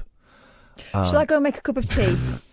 And when I come back, no, because we'll not speak of it again. The Periscope. I'll have to play some music loudly. The Periscopers don't. Listen, we are Stardust. Hey, how's Joni Mitchell these days? Have you spoken to her? Have you? Well, she wasn't very well, was she? But that was like when that was a year ago. She was like dying. No, but she wasn't. Ago. Though people started arguing, didn't they? Say no, she's but not as ill as they say. But she did get very, very ill. And there hasn't been a statement since last year, as far as I'm aware. There's been no statement of Joni Mitchell. I wonder if anyone, if you live next door to Joni Mitchell, could you give her a knock? Go and knock on the door and see if she's okay. 0844 499 1000 is the telephone number. We call you back. Rashid, then Jonathan, then it could be you, dear listener. I'm Iain Lee. This is Talk Radio. Uncut after-hours conversation for the up-all-night generation. Late night Iain Lee on Talk Radio. We have ways of making you talk. 0844 499 1000 is the phone number. Rashid! Wagwan. Wagwan, Rashid. Do you know what the reply is to Wagwan? Wappen? You say no. You say if nothing's happening. You say nothing Nagwan. Nothing Wagwan. Nothing Nagwan. Nothing Nagwan. Yeah, man. Beautiful. Nothing Nagwan. Wagwan. Nothing Nagwan. But what if? Well, hang on a minute. That's a word that's never used as well anymore. What if something is going on? You say, well, plenty things are gone. Plenty thing. Okay, well, I'm glad we've got. Anyway, well, Iain. Yes. I'm a fan of the woman as well. The woman. There's for those who don't know, there's most of you won't. There's a forum. You know, one of the things about doing this job is you are open to praise. You are also open to attack from all corners, from other professionals whose grip on reality is perhaps a little bit shaky, to listeners. And of course, that's kind of great to a certain extent. But there's a forum called Digital Spy, which is a very niche forum, and they talk about Big Brother and Doctor Who and radio and television and politics and all kinds of things. And they talk about this show, which is great that people are talking about it. But for some reason over the weekend, and I know who the person is, dear listener, of course. But for some reason over the weekend, the thread got particularly poisonous and unpleasant. Quite a lot of it was about Catherine, but we know who it was. I'm not that bothered. But also just about the show, and it just got me. Someone posted a comment saying, "I'm really pleased to see so many negative comments," and I just thought, why would you go? There's a phone call. I just thought, why would you? Why would that bring pleasure to you? Why would that bring that so many people slagging off a radio show and a woman what work on that show? Why would that bring pleasure to you? Now we know why, because the person who posted it is a little bit bitter. But it's just an odd phenomenon. If you go and have a look, guys, if you go to Digital Spy and look at the Iain Lee forum, just look at it and just. And a lot of people there are really, really nice, and honestly, I know I get upset by Twitter quite often. I'm on right with Twitter at the moment. I'm on top of Twitter, and Facebook I'm on top of. And Digital Spy has not touched me for years and years and years. Generally, I just laugh at it because it's so, people on forums think they're so important. And lots of people say nice things as well. I don't want to. I get accused of ignoring them, and I'm not at all. But I just wonder, why would you go online and go, oh, brilliant, lots of negative comments. What a nice thing to read. Here's another thing. Don't tell me about it. Yeah, I know. I've had people contact me on Twitter to tell me, I mean, the glee is almost palpable to tell me that people are slagging me off somewhere I don't look on purpose because I don't want to get involved in it. People can do what they want. They don't know me. It makes no difference to me. And I suspect, as we said, we know who's behind it, and they're after a rise and they ain't going to get it. I want to talk to some people about the mentality. I wonder if we could get on to talk about the mentality. Well, it's John Ronson, isn't it? But of going on forums in particular, because I had terrible trouble on the Beach Boys forum. Jonathan might help you out on that. Hang on a minute. Which Jonathan? Pepe! What? Hey, listen, Jonathan, by the way, Jonathan has been doing more advertising for this show than Talk Radio has done. Do you hear what happened the other night? No, go on. Oh, yes, I did hear about it. Jonathan? Yes? What happened the other night? It woke me up. What woke you up? You saying my name on another radio station. It's like making love to a woman and saying a bloke's name. You flatter yourself. You were on another show on another radio station, and instead of saying, hello, Nick, you said, hello, Ian. So? Freudian slip? Freudian slip. Slip. No. You love Ian Lee. No, I want to say thank you, Jonathan, for doing that. It means a lot to me to know that you were thinking of me when you were with someone else. As does your paycheck. Sorry? As does your paycheck. My paycheck thinks of me when it's with someone else? No, my pay... What? No, I'm happy when I get your paycheck. You're happy when you get my paycheck? Yes. I mean, if you're advertising off the back of my labour... Oh, hang on! Jonathan's doing a joke, guys! Jonathan's... It's not a joke. Jonathan... Oh. It's genuine, is it? Yes. Oh. Yeah, I'm not going to give you my paycheck. I don't get... Who gets paid by cheque these days? It's a figure of speech. Okay. Well, I'm not going to send you any money, but I appreciate you doing it, and I'm glad to know that you think of me. It was just a reflex. Yeah, of course it is. Reflex of the snake. Reflex of your snake. What's that supposed to mean? It's a Duran Duran song, isn't it? Reflex of your snake. I don't listen to 80s rubbish. Okay. 70s rubbish? No. 60s rubbish? No. 90s rubbish? No. 21st century rubbish? No. What do you listen to? You. Oh, 21st century rubbish. So I was right. Rashid, what you got for us? Ian, words that are not used. Yes. Poo nuts. What? Poo nuts. Two nuts? No, poo nuts. What's he saying? Poo nuts. Poo nuts? Yes. Oh, for goodness sakes. Well, that gets you cut off straight away. I mean, I don't want to. I don't even know what they are. Tag nuts. Oh, right. Win I it. didn't say that then. Jonathan! Pepe! I've got no idea. What are you saying? Why are you saying Pepe? I'm just greeting my fellow travellers from 4chan. Oh, okay. Right, he's doing a thing. Okay. Oh, so you hang out with those guys? Yeah, I do. I don't go on 4chan, but I do know a lot of guys who do.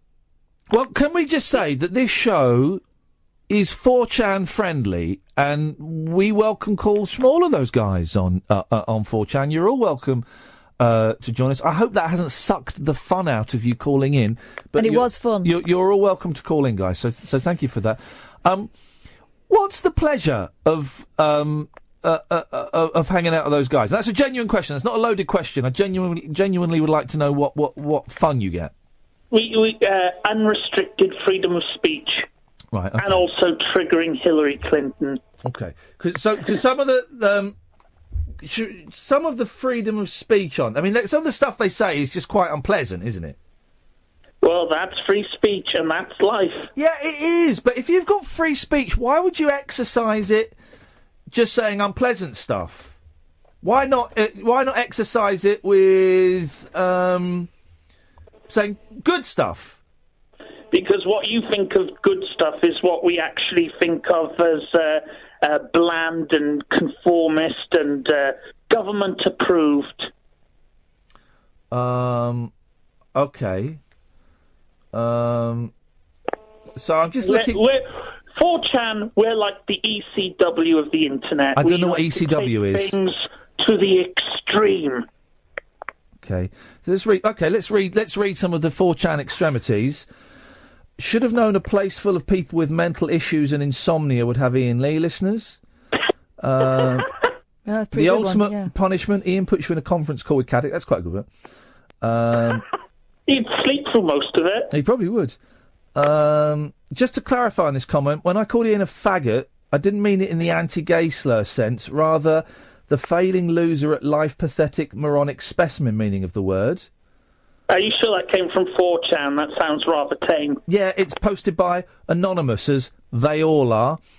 Well, we are Legion. Okay, but none of you are brave enough to use your own names. Iain Lee has a vibrating anus, that's a fact. Now read, I like big penises, faggot. Well, no, but I'm not upset. But I'm being such a lefty. But I'm not upset. But the thing is, I'm not upset by that. I just wonder if you've got freedom of speech, if the best you can come up with is faggot. I mean, Jesus Christ, what a waste of freedom of speech. You don't deserve freedom of speech if all you can come up with is faggot. I wouldn't expect a normie like you to understand. Normie. I'm trying to find some more. These are sex people? Go on poll. No, I'm not going to. I'm on this thread. Why? If Why this won't guy, you go on poll? Are you afraid of what's on poll? Are you afraid of Pepe? No, we're talking about 4chan. Yeah, that is. Was this the presenter of the 11 o'clock show on Channel 4? He was a massive annoying faggot. Not surprising he's on some shitty radio station at 1 a.m. now, while his co-star and actual funny guy, Sacha Baron Cohen, is a millionaire. I watched The Dictator again the other night. It was even funnier the second time round. But look, dumbass, people can be I don't get it. Try and explain it to me why that is fun, and if you've got freedom of speech, why just using the word faggot? And they use retard a lot. Faggot and retard. Why is that so much fun? Because we know it triggers brainwashed normies like you.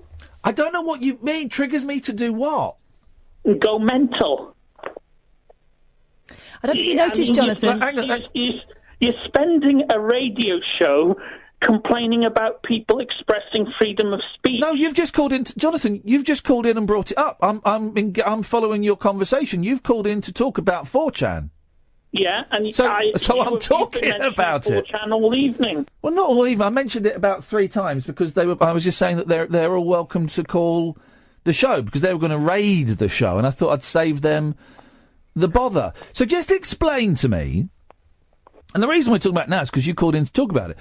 Explain to me, why with this freedom of speech, why everyone is afraid that it's all posted anonymous. Is that a thing? Is that the thing? Well, if you've got police officers hunting you down and arresting you for harmless things you say, right, you'd want to keep identity secret as well. What are they arresting? What do they want to arrest them for? Using the word faggot and retard? I don't think that's. Yeah, especially in the UK where we have. You can call legislation. No, you can call someone a faggot. Really? Yeah. Yeah, you can. You won't, trust me, if you're hiding from the police because you've been using that word, you can come out of hiding because you won't get arrested for that. I'm not hiding. No, I know you're not. You're in conversations with the police. If I did hide, it would be in plain sight. Okay. Jonathan, thanks for calling. Pepe! Okay. So free speech. Yeah. Is this a joke? So free speech is shouting Pepe, and it turns out that the kids on the back row of my class at school, I'm talking like what, year 12 or no, under that, they were all expressing freedom of speech. Then clever. Is this me being triggered, feeling unimpressed, or? I don't get it. I would have thought if you're craving, if you're 4chan do actually do, and I can't think of any specific examples, but I know that they have in the past actually done a worthwhile raid on something that was slightly corrupt online. I can't think of a specific. Okay. Maybe someone will remind me. But if you've got genuinely hiding because you're using the word faggot, it's not a nice word. And if anybody's been offended by, we said it quite a lot then, I'll put a cap on that for a minute. It's an unpleasant word, but you can't get arrested for that, I don't think. Retard, I mean, it's an unpleasant word, and it's got... It makes you sound like a 12-year-old. Yeah, it's got really nasty bullying. I mean, that's a bullying word, I think, because that's just a really mean... unpleasant one if you take it in the literal sense of the word, and then all the connotations that come with it. But if it's freedom of speech you're craving, honestly, this whole thread, and there's what I don't know, 50 posts on there, 100 posts. There's loads. You're using your freedom of speech to do that, guys. You've wasted your opportunity. Then you've ruined your chance. It's what I'd love to get, and 4chaners, you're totally welcome to call in. It'd be really cool to talk to you if you want to phone up and say Pepe down the phone. Pepe, brilliant. But can you explain better than Jonathan, who was even more muddled than usual this evening?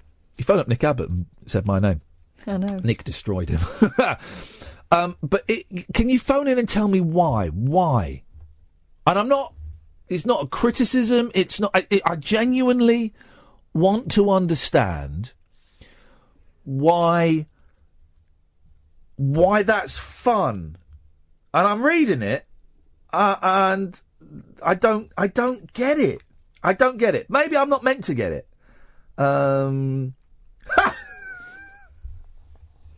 Well, this guy just mentioned Pepe when he came on. What a fag. Oh dear. So they're turning on him. Man alive. Okay.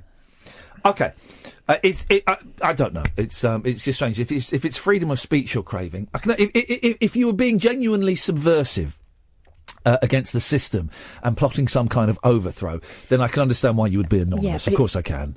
But it sounds like a load of 11-year-olds in a room saying bum because their mum can't hear them. But maybe there is maybe we are missing something sophisticated. Yeah. So guys, if you could, anonymous, or let me just have a look, anonymous, or even anonymous. If you want to give us a call, you're all welcome, 4chan. It'd be great to have you on board. 0844 499 1000 is the telephone number. Oh, by the way, if you're watching on Periscope, could you do me a favour, just to bump my numbers? Could you open on another window the Talk Radio link, please? Talk Radio. Are we .co.uk these days? Yeah. Yes, we are. Talkradio.co.uk. And just listen live and turn the volume down. It helps me keep my job, dear listener. I'm Iain Lee. This is Talk Radio. Across the UK, online and on DAB. A new kind of talk radio. We'll get you talking. Talk Radio. 0844 499 1000 is the telephone number. It's a busy old Monday evening. Normally they're a little bit slower than this, but Ed is working double quick time. Marcus and Tom will come to you after the news. It's Talk Radio. Late night, Iain Lee on Talk Radio. We have ways of making you talk. I'm all thumbs, no action, attention deficit distraction. My brain operates on a fraction. All thumbs, no human interaction. I speak in typos, predictive text it. I spell check it. I stand auto-corrected. I unplug your life support to make an outlet for my iPhone, and then you died. Asterisk did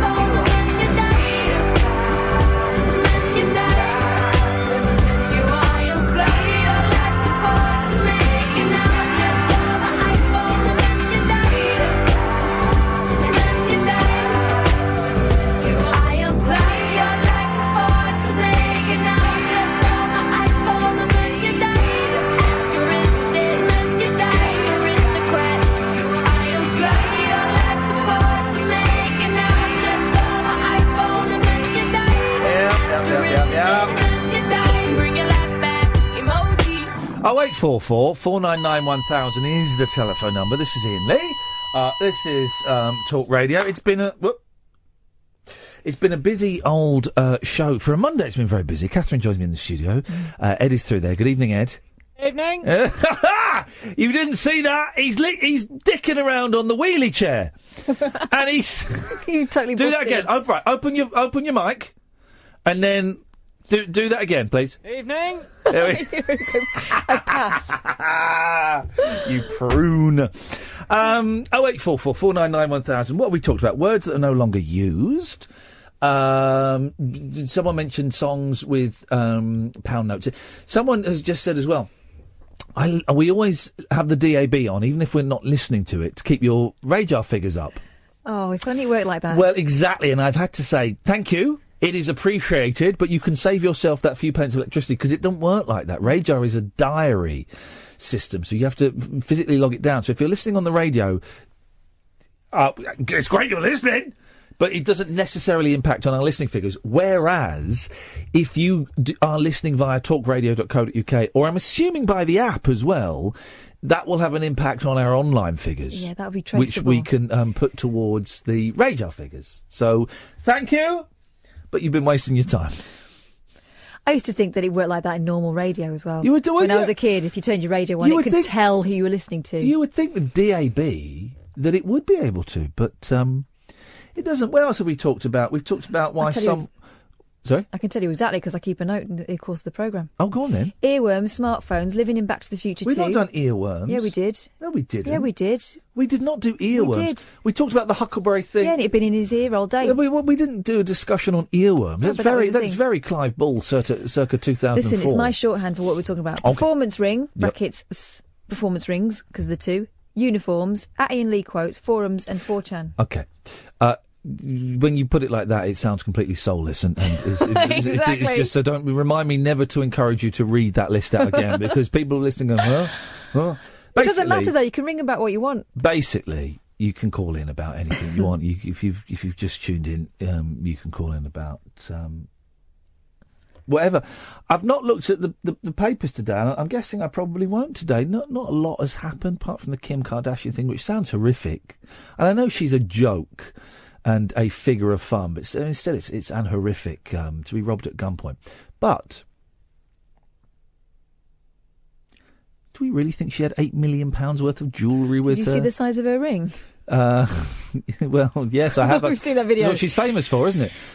But I thought that when really rich people went abroad with their millions of pounds worth of jewellery, they didn't take that jewellery. That was left at home. They took replicas. They took, what do you call it, costume jewellery that were replicas. Wasn't she there for Paris Fashion Week? She might have been loaned the real stuff. So you're saying it's an inside job? No. Okay. Might be. It's interesting. Does anyone, because Kanye, is it Kanye West that she's courting? Married to? He cut short a concert. Yeah. I wonder if anyone has filmed that. Did he go halfway through a song? Yeah, he did. Oh, BS, man, I gotta go. My woman being robbed in Paris. Catch you later. I don't know, did he... Mic drop. Did he do that? Apparently he did, yeah. Really? Not quite like that, but... Well, those people... That was the spirit of it. Well, those people were robbed of an evening's entertainment. Some might say they were robbed of an evening's entertainment at the moment they bought a Kanye West ticket. But still, how far into the concert was it? Into it. I mean, was it a song? Was he just about to come out and do the encore? Because I would demand, and I would rightfully expect a refund. I would, whatever the tragic situation, and it is horrific, and I'm genuinely not making light of what she went through, because it must have been absolutely bloody horrible, whether you're a millionaire or whether you haven't got tuppence, to be, if people burst into your hotel room or your apartment and put a gun at your head. Awful. But, I would genuinely ask for a refund from the concert. Mm. How would that work? There'd be insurance. To wait till the insurance comes in, yeah, for the jewels. So it's a strange old world. I don't feel safe in Paris. Do you feel safe in Paris? You had a man masturbate at you on a train.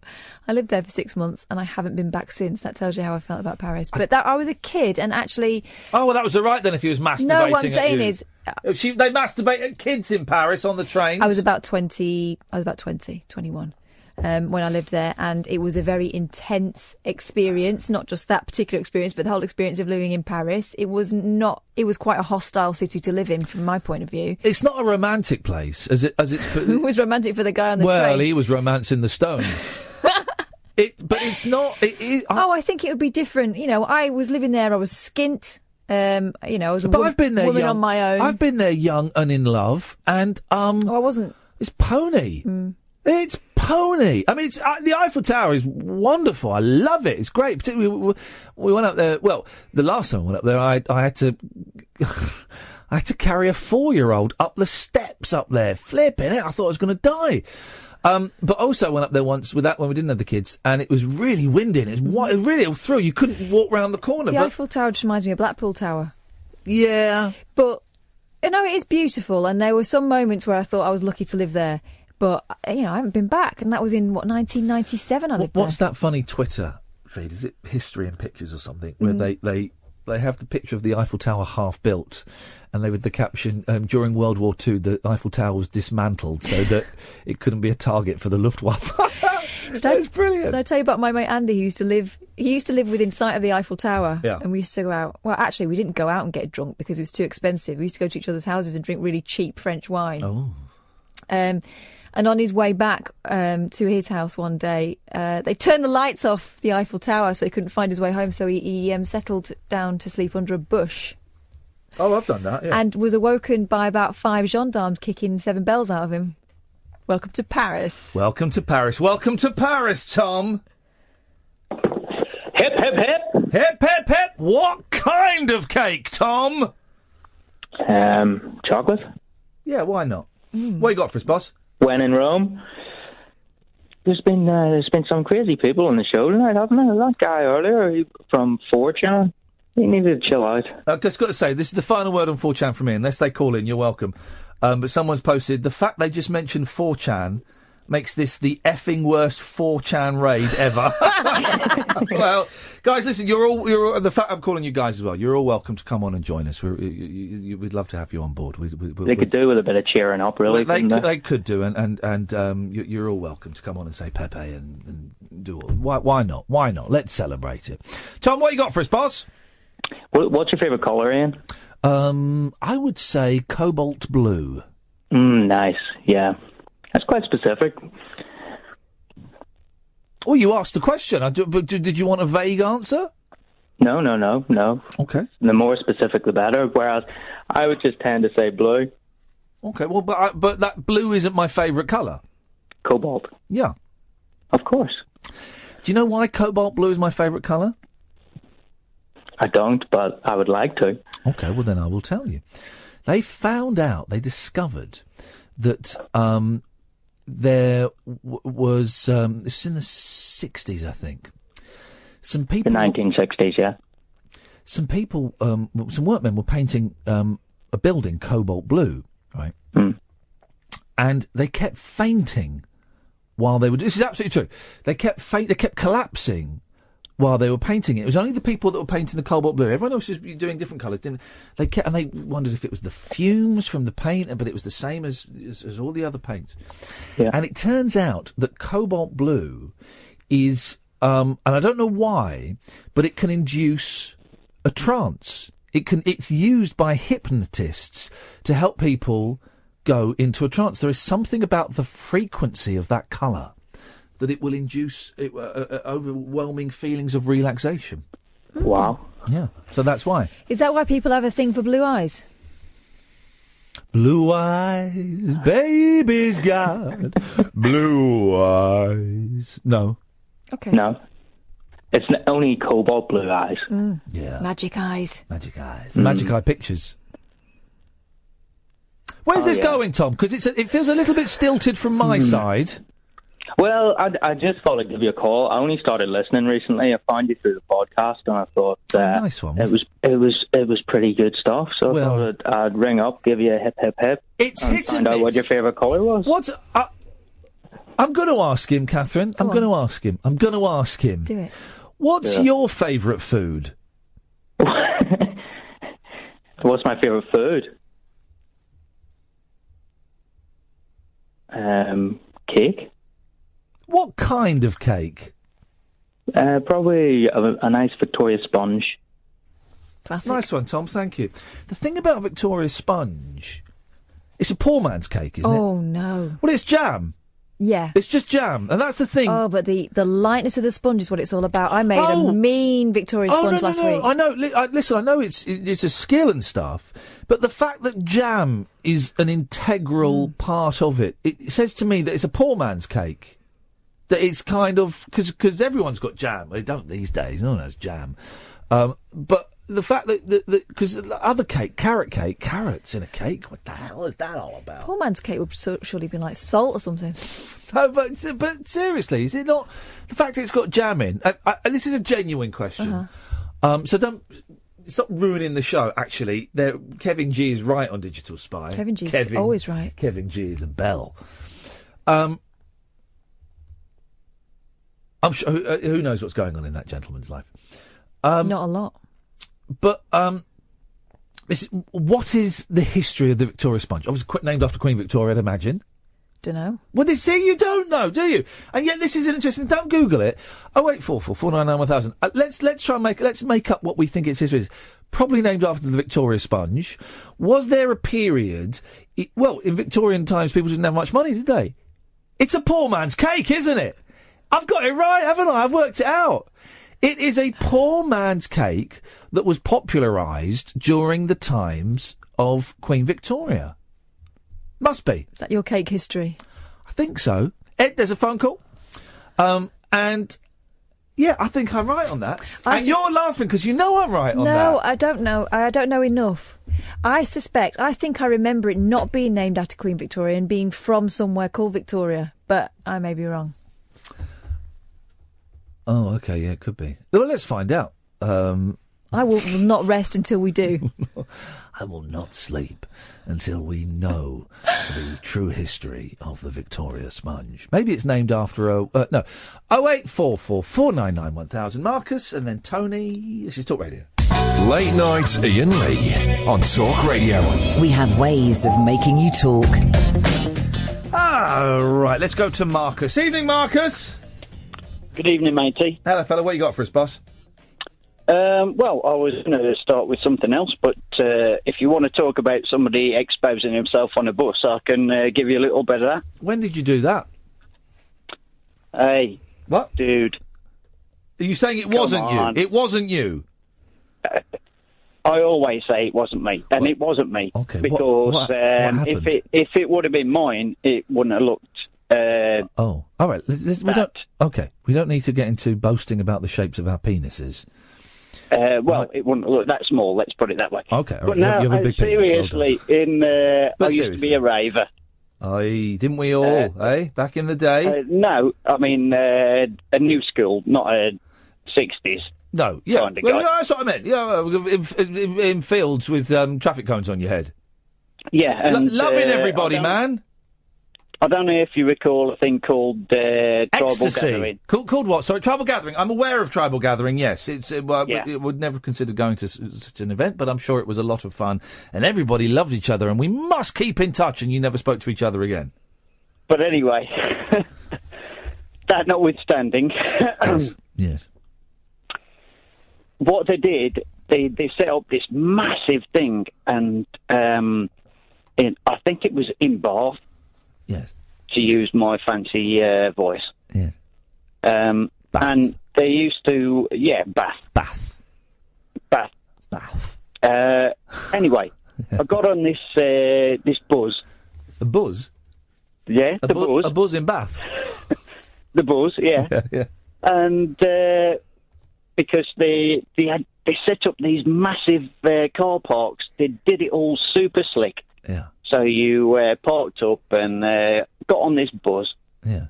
And I was on the top deck, and I looked over, and there was this young girl, and she was sitting next to a geezer.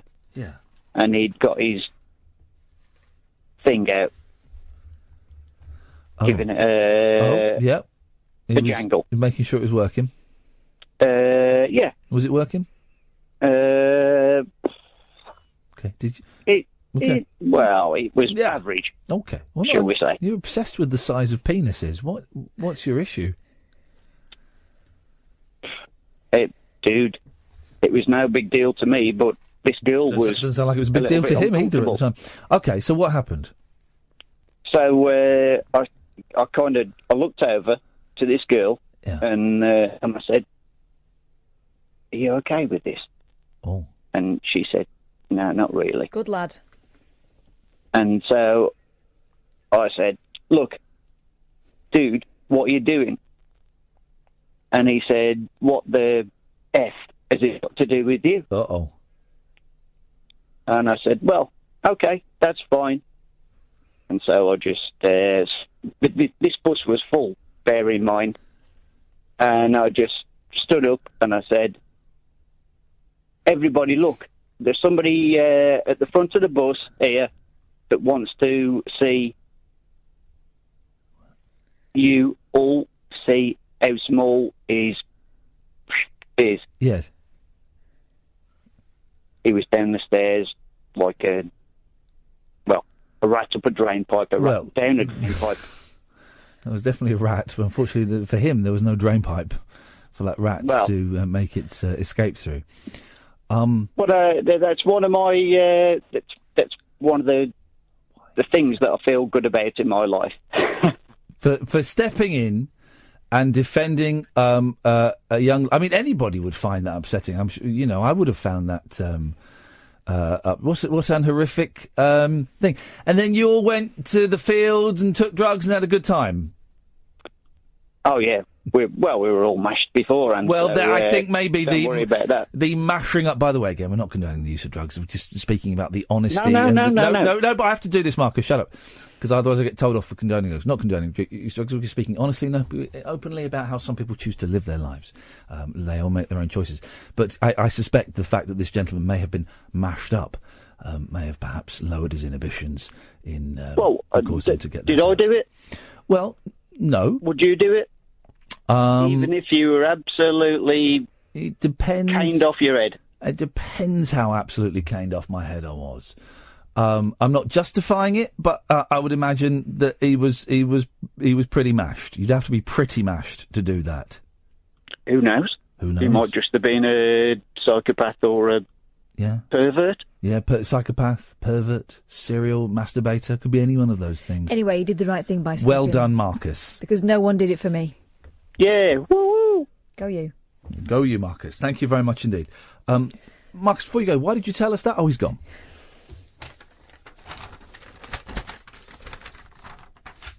One of the reasons I like Miranda Sawyer's book, Out of Time, so much is because she talks openly and honestly about her drug use in a way that that is really rare to see. It's like when you get MPs talking about, the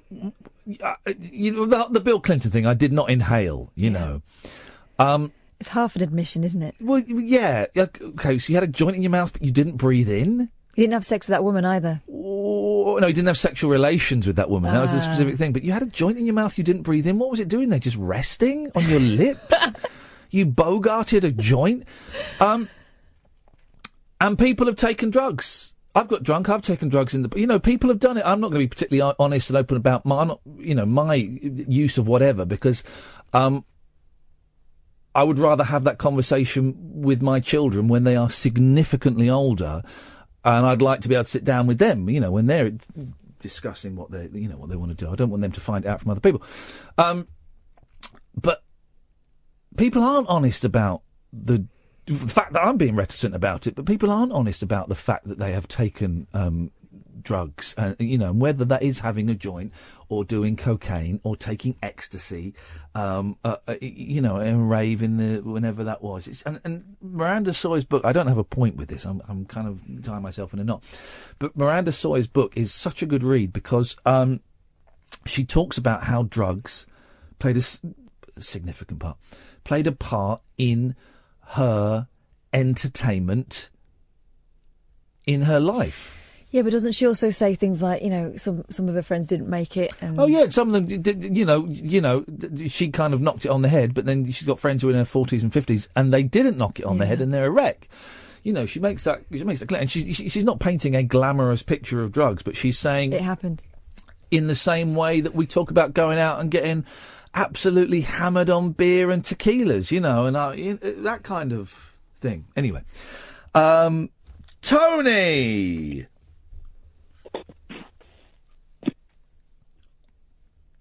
Tony?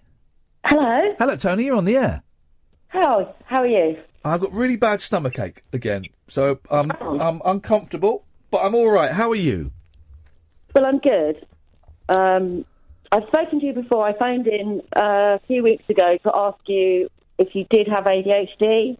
Remember that guy who phoned and asked you if you had it? I don't remember that guy, no. Oh, okay. Don't worry then. Okay. So... the reason I called you mainly is because I work in a care home. Yeah. And when you speak about your mum, yeah, I can relate to your concerns. But I also have depression. Have you got your radio on? Oh, I've got my telly on in the other room. Turn it off, because I can hear a bit of an echo and it's confusing us. Okay. And I'm confusing enough, I can assure you. Exactly, we're all confused. I tell you what, Tony, you do that. We're going to have a quick break. We'll come back to you after this. Late night Iain Lee. On air and off the leash. On Talk Radio. We have ways of making you talk. Tony! Hello. Tony. What you got for us, boss? Well, I wanted to tell you how I've been listening to you for a few months now. Thank you. And, well, firstly, some people do listen for the whole 3 hours. Oh, yeah, no, I'm aware that people dip in and out, which is delightful and delicious. I'm aware that this kind of show does attract hardcore listeners that feel they want to listen to the whole 3 hours, which is why we try and make everything different, why we don't repeat bits and pieces if we can possibly avoid it. So I'm yes. So you know why I said that? Because I listened back to that. Everybody was referring to your interview with Andy. Oh yeah. The call we had last week. Yeah. Yeah, and there was a bit where my head was in my hand listening to that. Anyway, I've also got ADHD, by the way, so I might flit around a lot. Okay. Which I think I already have. I don't have ADHD, but I might flit around a lot. Who wins? Okay. Who wins? Okay. So I have depression as well. Yeah. And I started working at a care home about 4 months ago. And I know that your mum's in a home, isn't she? Yes, she is, yes. So when you were talking, I think it was a couple of weeks ago now, about the meeting you had, that was really upsetting to hear. You may not have heard the latest, but it's all sorted. She's staying there now. I know. It is such a relief. Me and my sister are so relieved. Mum has forgotten that she wasn't, what was going on. But because we kicked up a stink, I think maybe even partly because of my job, I don't know, but Mum is staying there. There's a few little details that need to be ironed out, but what a relief for all of us. Well, when I listened to that, I must admit, again, because I'm somebody who actually cares. You hear about carers and they don't care, and some people, you get awful depictions of care homes. Sometimes. Yeah, sometimes. I think they're in the minority, and I think that the ones we hear about are normally particularly horrible, and it's good that we hear about them because that means that checks are in place. But I think the majority of care homes are good, and I think the majority of carers that work in those homes are good. And there'll be one or two dodgepots, and it is a minority. It's a small minority that are dodgepots, I think. Well, the weird thing is for me, with the suffering with depression for such a long time, I didn't think I'd ever, and having ADHD, I won't even try and explain the complications of having the two. I never thought I'd find a job that would suit me. Mm-hmm. And I started work at a care home 4 months ago, and I'm the activities coordinator. So I go in and keep people active or give them things, like puzzles or books. Or, that's the simple things. But I'm just being very generic with those terms. And for me, it doesn't matter how depressed I am, and I have been. I've laid there thinking of excuses not to go in. I can't stop myself going in. I've never been anywhere in any environment anywhere where you can have such moments of joy and wonderfulness. And I don't even know why I found it. I don't know why. Well, actually, I don't know what my point is, actually. No, well, this is Tony. You're getting it, and this is a lesson for all other callers. There doesn't need to be a point, and I find myself saying something and going, "Well, there's no point to this," but that's good. There doesn't need to be a point. You've said something really important, really. A, that most people that work in most care homes are decent, which is true. And, they are. And B, one of the tools that is helpful for a lot of people that have depression is doing something for somebody else. It can help. Doesn't always help. Doesn't it work for everyone? But it can help take you out of yourself for a little bit and focus on someone else. It can be a very healthy thing. But it took me a long time to work that out because I had a son. And then he's gone to university, and then I suppose it's empty nest syndrome. How did it feel? When did your son go to university? Well, in actual fact, because I live in Cornwall, he went to his college was in Truro. Oh, yeah. So quite unusually, he had to travel. Well, he didn't travel. Sorry, he didn't travel. Most kids have their college in their town. So at 16, he was staying away from home during the week. And then coming home at the weekends. God, what was that like? Horrible. Absolutely horrible. He's a dichotomy. He's a strange one. And now he's now at King's College doing physics.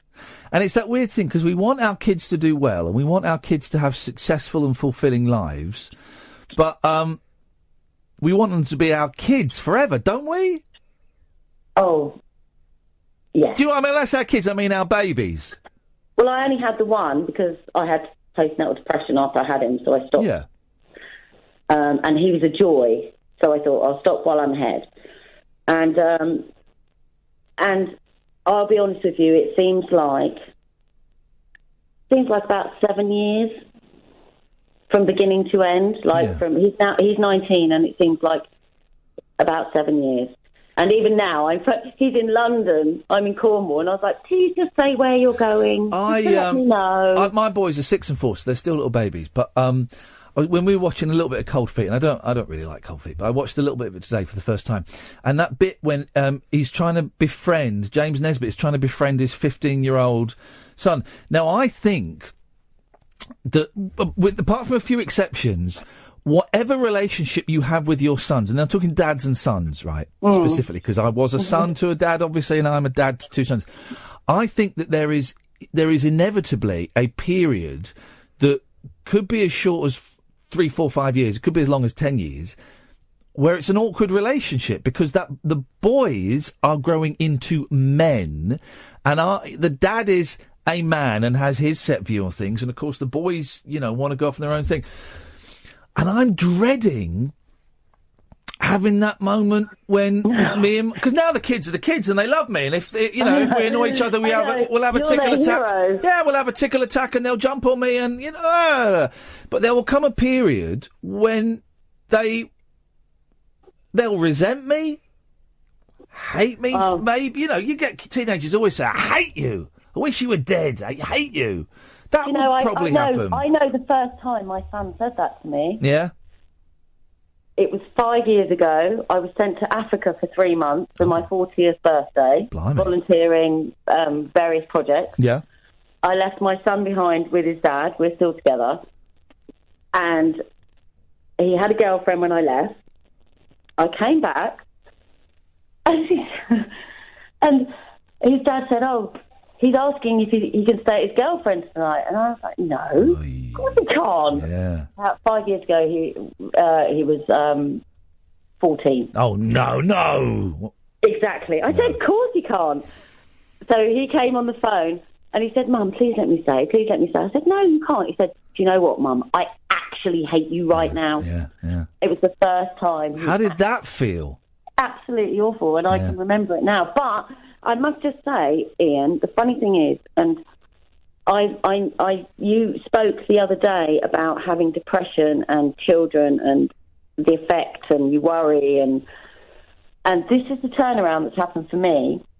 Is me and my son, or my son and I, sorry, we're best friends. We're still very, very close, and we talk a lot. Up till about 4 years ago, I was the be-all and end-all. And then I think because when he came into a bigger consciousness and was more aware, his dad sort of took over a bit. Yeah. Because I was the more... Because suddenly he was chatting back in a way that was more like an adult, and because of my persona... You clashed a bit. Yes, Yeah. exactly. And we talk, and it's really good because we can talk about it now. Like, we both know we can't get in a car together. So when he was going to university, when he was going for the drive from home to university, which wasn't as stressful as it could have been because he's been away previously, we both said, okay, we can't do this. We'll say goodbye here because Brilliant. Isn't that awful? Brilliant. Yeah. Tony, listen, I'm really glad you called. I've got to go because I'm late for a break, but I'm really glad you called. No, that's all right. Thank you, mate. Cool. I've got more to tell you, though. Oh. At another time. Then call. Listen, we got plenty of time, Tony. You've got plenty of time to tell me all of it. Thank you. I know in the long run it'll be all right with me and my boys, and it's going to be all right for a good few years yet. But I know there's going to be a period when it's not going to be all right, and we're going to annoy each other, and they're going to hate me. But you have to have that. Oh, otherwise, yeah, of course. Otherwise, It's kids the would live natural- with their parents forever. It's the natural cycle, and I'm going to make damn sure... I didn't speak to my dad for years. I'm going to make damn sure I don't make all of the mistakes that he made. If it's any consolation, it's just as difficult between mothers and daughters. Oh, exactly. I know, and I'm saying sons and dads because I've been on both ends of it. So I have no idea what it's like for mums and sons. And for mums and daughters, so that's why I'm being that specific. 0844 499 1000. This is Talk Radio. The radio show for people who know the best part of the day is the night. Late night Iain Lee on Talk Radio. We have ways of making you talk. Yes, Dennis. Good morning. What? You don't even know what time of year it is? No, listen, I'm walking around with a half-empty arm. Why? What's happened? Well, the quack sent a nurse round to take 4 lots of blood out of my arm, and it's only half full now. A pint? A pint? That's a whole armful. I know. It's good that episode of Hancock, isn't it? It is brilliant. Yeah, but no, I was just listening to you about the children. Yes. I'll tell you what, matey, I've had 3 magnificent sons, and the best part of it was I didn't have a father to start me off. Oh. My father pushed off when I was a baby, but my mother took me to her family. I had 4 uncles there who taught me how to drink whiskey and how not to smoke. No. By the time I was 5 years old. What? It was great. I'd had 4 or 5 fathers, but not my own. And so I haven't got that pleasure to start with, but I made sure that when my boys came along, I looked after them, and my missus is the same. Well, and from what I've heard, Dennis, you've done a cracking job. There are 3 lovely lads that are really looking after us. Was there not a period though when they hated you?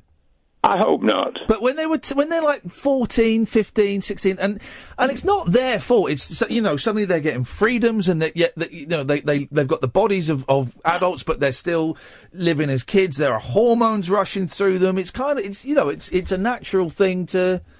Well, I never chased them at school to start with. I said to them, look, providing I know you're doing the very best you can. Yeah. And I don't want you to be a genius. Just do the best you can, and I'll be happy. And so I never chased them for exams and things like that. But then I was at work most of the time. I've had to look after the kids more than anything else. Yeah. I wasn't getting back in till 7 o'clock at night.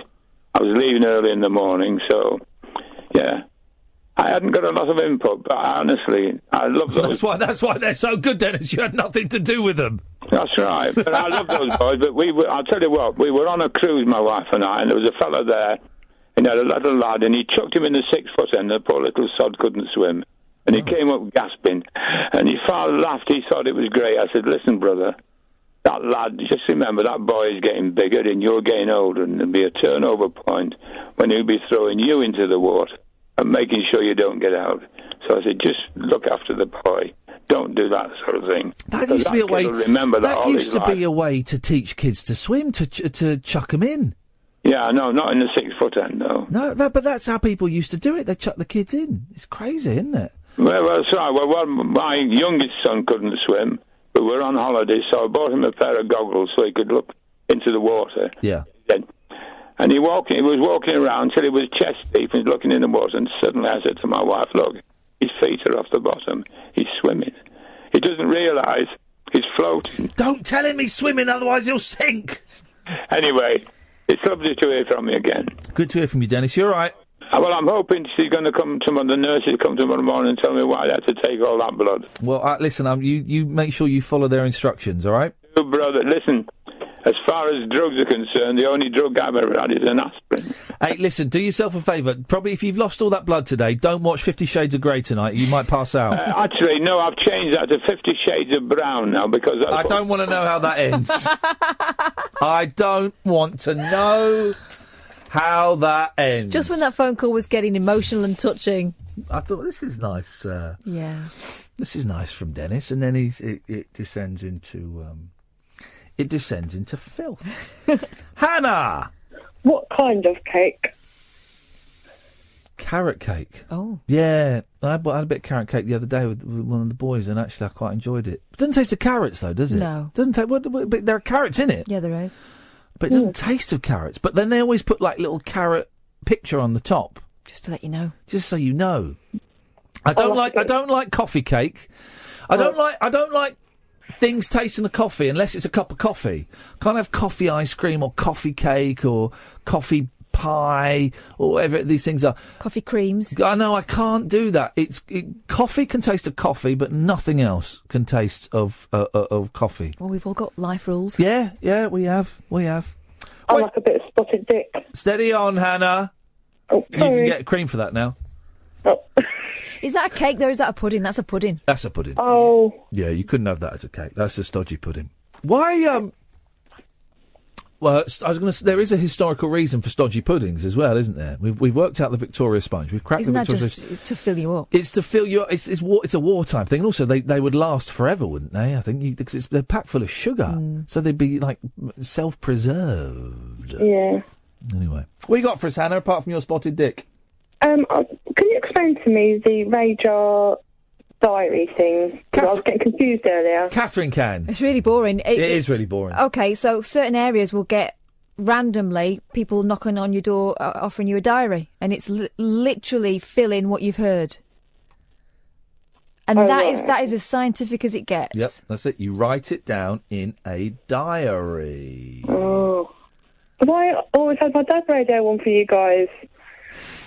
And it wasn't counting. It wasn't counting, you silly sausage, but we appreciate the effort. It counted, Hannah, it counted in our hearts. Yeah.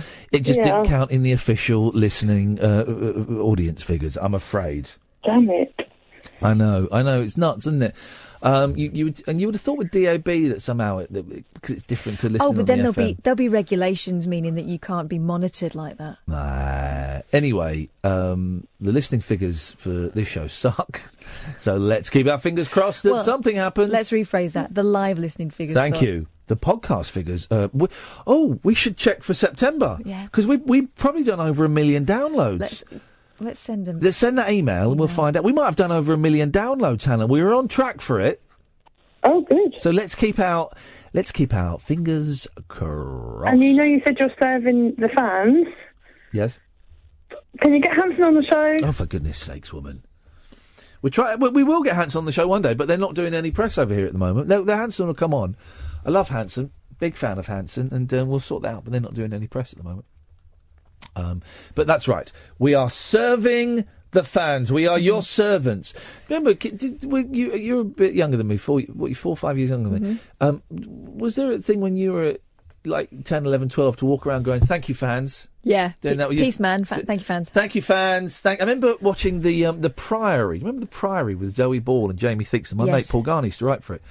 I wasn't a massive fan of it, but there were some good gags in there. And there was one really lovely bit when Zoe had finished something, and then it cut to Jamie, and the audience were applauding, and Jamie just went, "Thank you, fans." And I just thought that was really funny. I didn't realise other people did that was a thing. It used to really annoy my parents, and they used to talk about, they talk about being humble, and I go, "Yeah, all right." And then I'd walk into a room and go, "Thank you, fans." I did it all the time. We need to talk about Iain. Couldn't have been. I wasn't older than 11 because I was doing it in the house in Slough, so I must have been like 8, 9, 10. Thank you, fans. Yeah. Tris. What kind of cake? Oh, obvious, Eccles cake. Is that a cake, though? It's more of a biscuit. I don't know what an Eccles cake is. It's full of raisins. All this food, my stomach is... Honestly, I've got such bad indigestion. My stomach is killing me. What have you had? Nothing. I think I've had too much coffee, and I just think I might have a little bit of an upset tummy. I think. I'm not sure. Stuck in a confined space with Cass. I feel sorry for you. Well, he's not expelled it yet. I can't. You'll know when he has. I can't because the Periscope people are watching, and I wouldn't want to. I wouldn't want to do it. We've got about nearly 200 people watching on Periscope tonight. What's going on, guys? Something's happening. That's good, isn't it? It's all right, isn't it? Yeah, not bad. What you got for us, Tris? Oh, I was coming up to your thing last night. Because Lee said that he had a ticket and he gave it to you because he wasn't feeling well. And then... I saved you a seat. What was going on, man? Oh, I had a bit of a family crisis at home. I had to turn round. Well, I hope everything's all right. I'm sorry to hear that. Yeah, that's all right. I ended up having a little bit of a cry and a lay-by before going home just to try and expel a few emotions. Nothing wrong with that.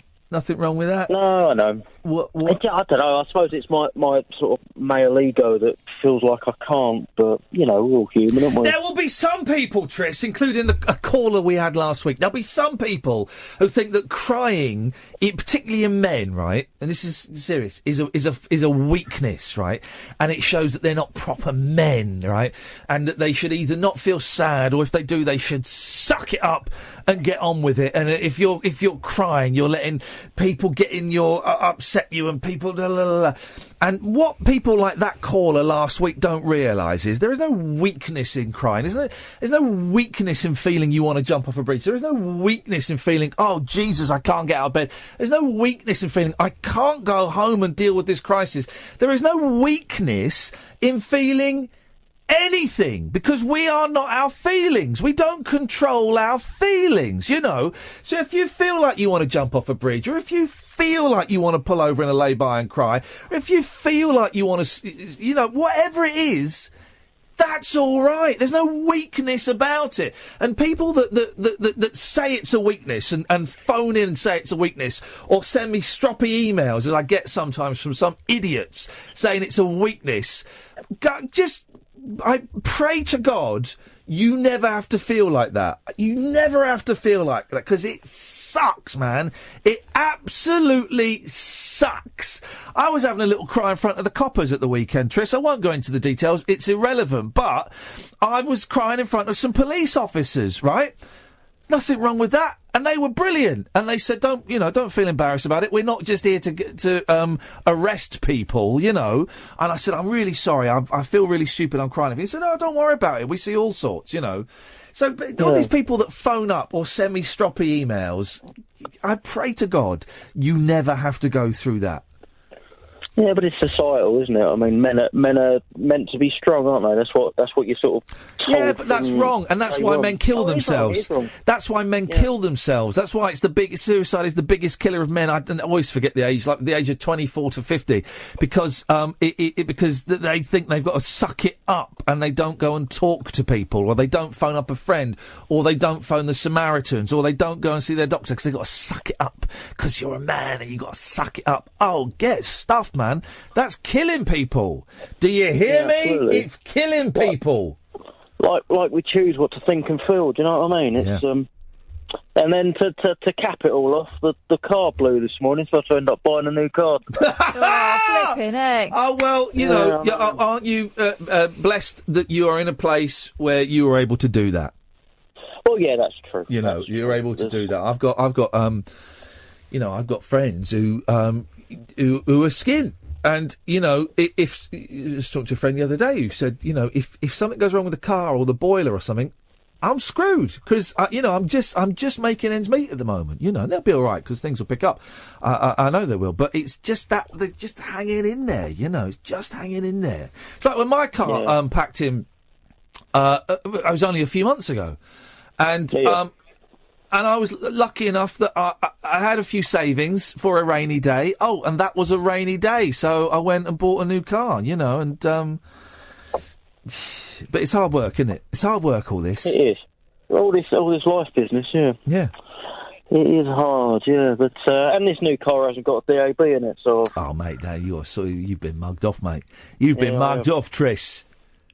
But it does move on the positive front, so that's a vast improvement on the other one currently. But well, I had my car 3 months and then I smashed it into the back of someone else's car, so, you know. But it's just a car and you were all right. I was supposed to get that back today. They didn't phone me up. I did wonder. I wonder as well. I wonder.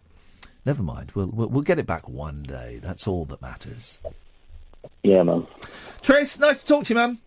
Nice one, mate. Hang in there, buddy. Hang in there. Anonymous text. You'll know who you are, and so will your other half. I've just let go a proper rip snorter, and I dedicate it to you. That's the kind of people that listen to this show. This is what happens when you serve the fans. They serve it back. Do you know what? I'm absolutely shattered. It's just hit me. I'm really tired. My stomach is killing me. I'm up early-ish tomorrow. I'm up about 9 or something tomorrow.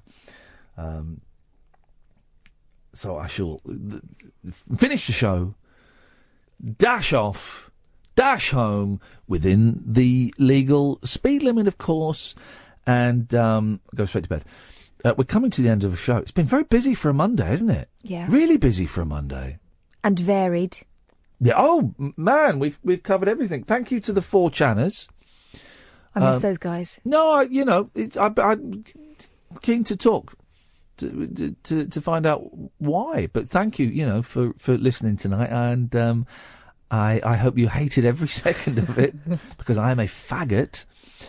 Thank you to all the callers, new and old. Boy, oh boy, haven't we had glimpses into so many different lives tonight? Like proper glimpses, and not all of them particularly pleasant. Some of them quite dark and mysterious. And I guess that's what this, what the show, Tony, wasn't it, who said, I realise I'm telling you something and I haven't got a point. That's it. That's it. That's it. That, if you can capture that and encapsulate that, I guess is what the show is. There isn't a point to it. There's no point to it. There's no point to any radio show, but we kind of acknowledge that none of this matters. That a lot of radio shows will pretend that there is a point and that they are. Can we stick to the question, please? Yeah, there is no point to any of them, and we admit there is no point. And you can come on and talk, and you don't have to have a conclusion, an ending, a point that you want to reach. You just come on and you share with us, and we'll get something from it, or we won't get anything from it, and it's all groovy. Thank you, Catherine. I enjoyed that this evening. Thank you, Eduardo. Thank you, dear listener. Don't forget, if you go to iTunes, you see I'm doing the podcast thing. That means I've got 25 seconds to fill. It's my little script. If I start doing the podcast thing, it means either I haven't mentioned it for a long time, or I've got 25 seconds to fill. Well, no, I haven't got time to fill it because I've pulled the curtain back. Use your initiative. We are back tonight at 10. Ta-ta. Talk Radio. Intelligent, organic entertainment. Talk Radio. We'll get you talking.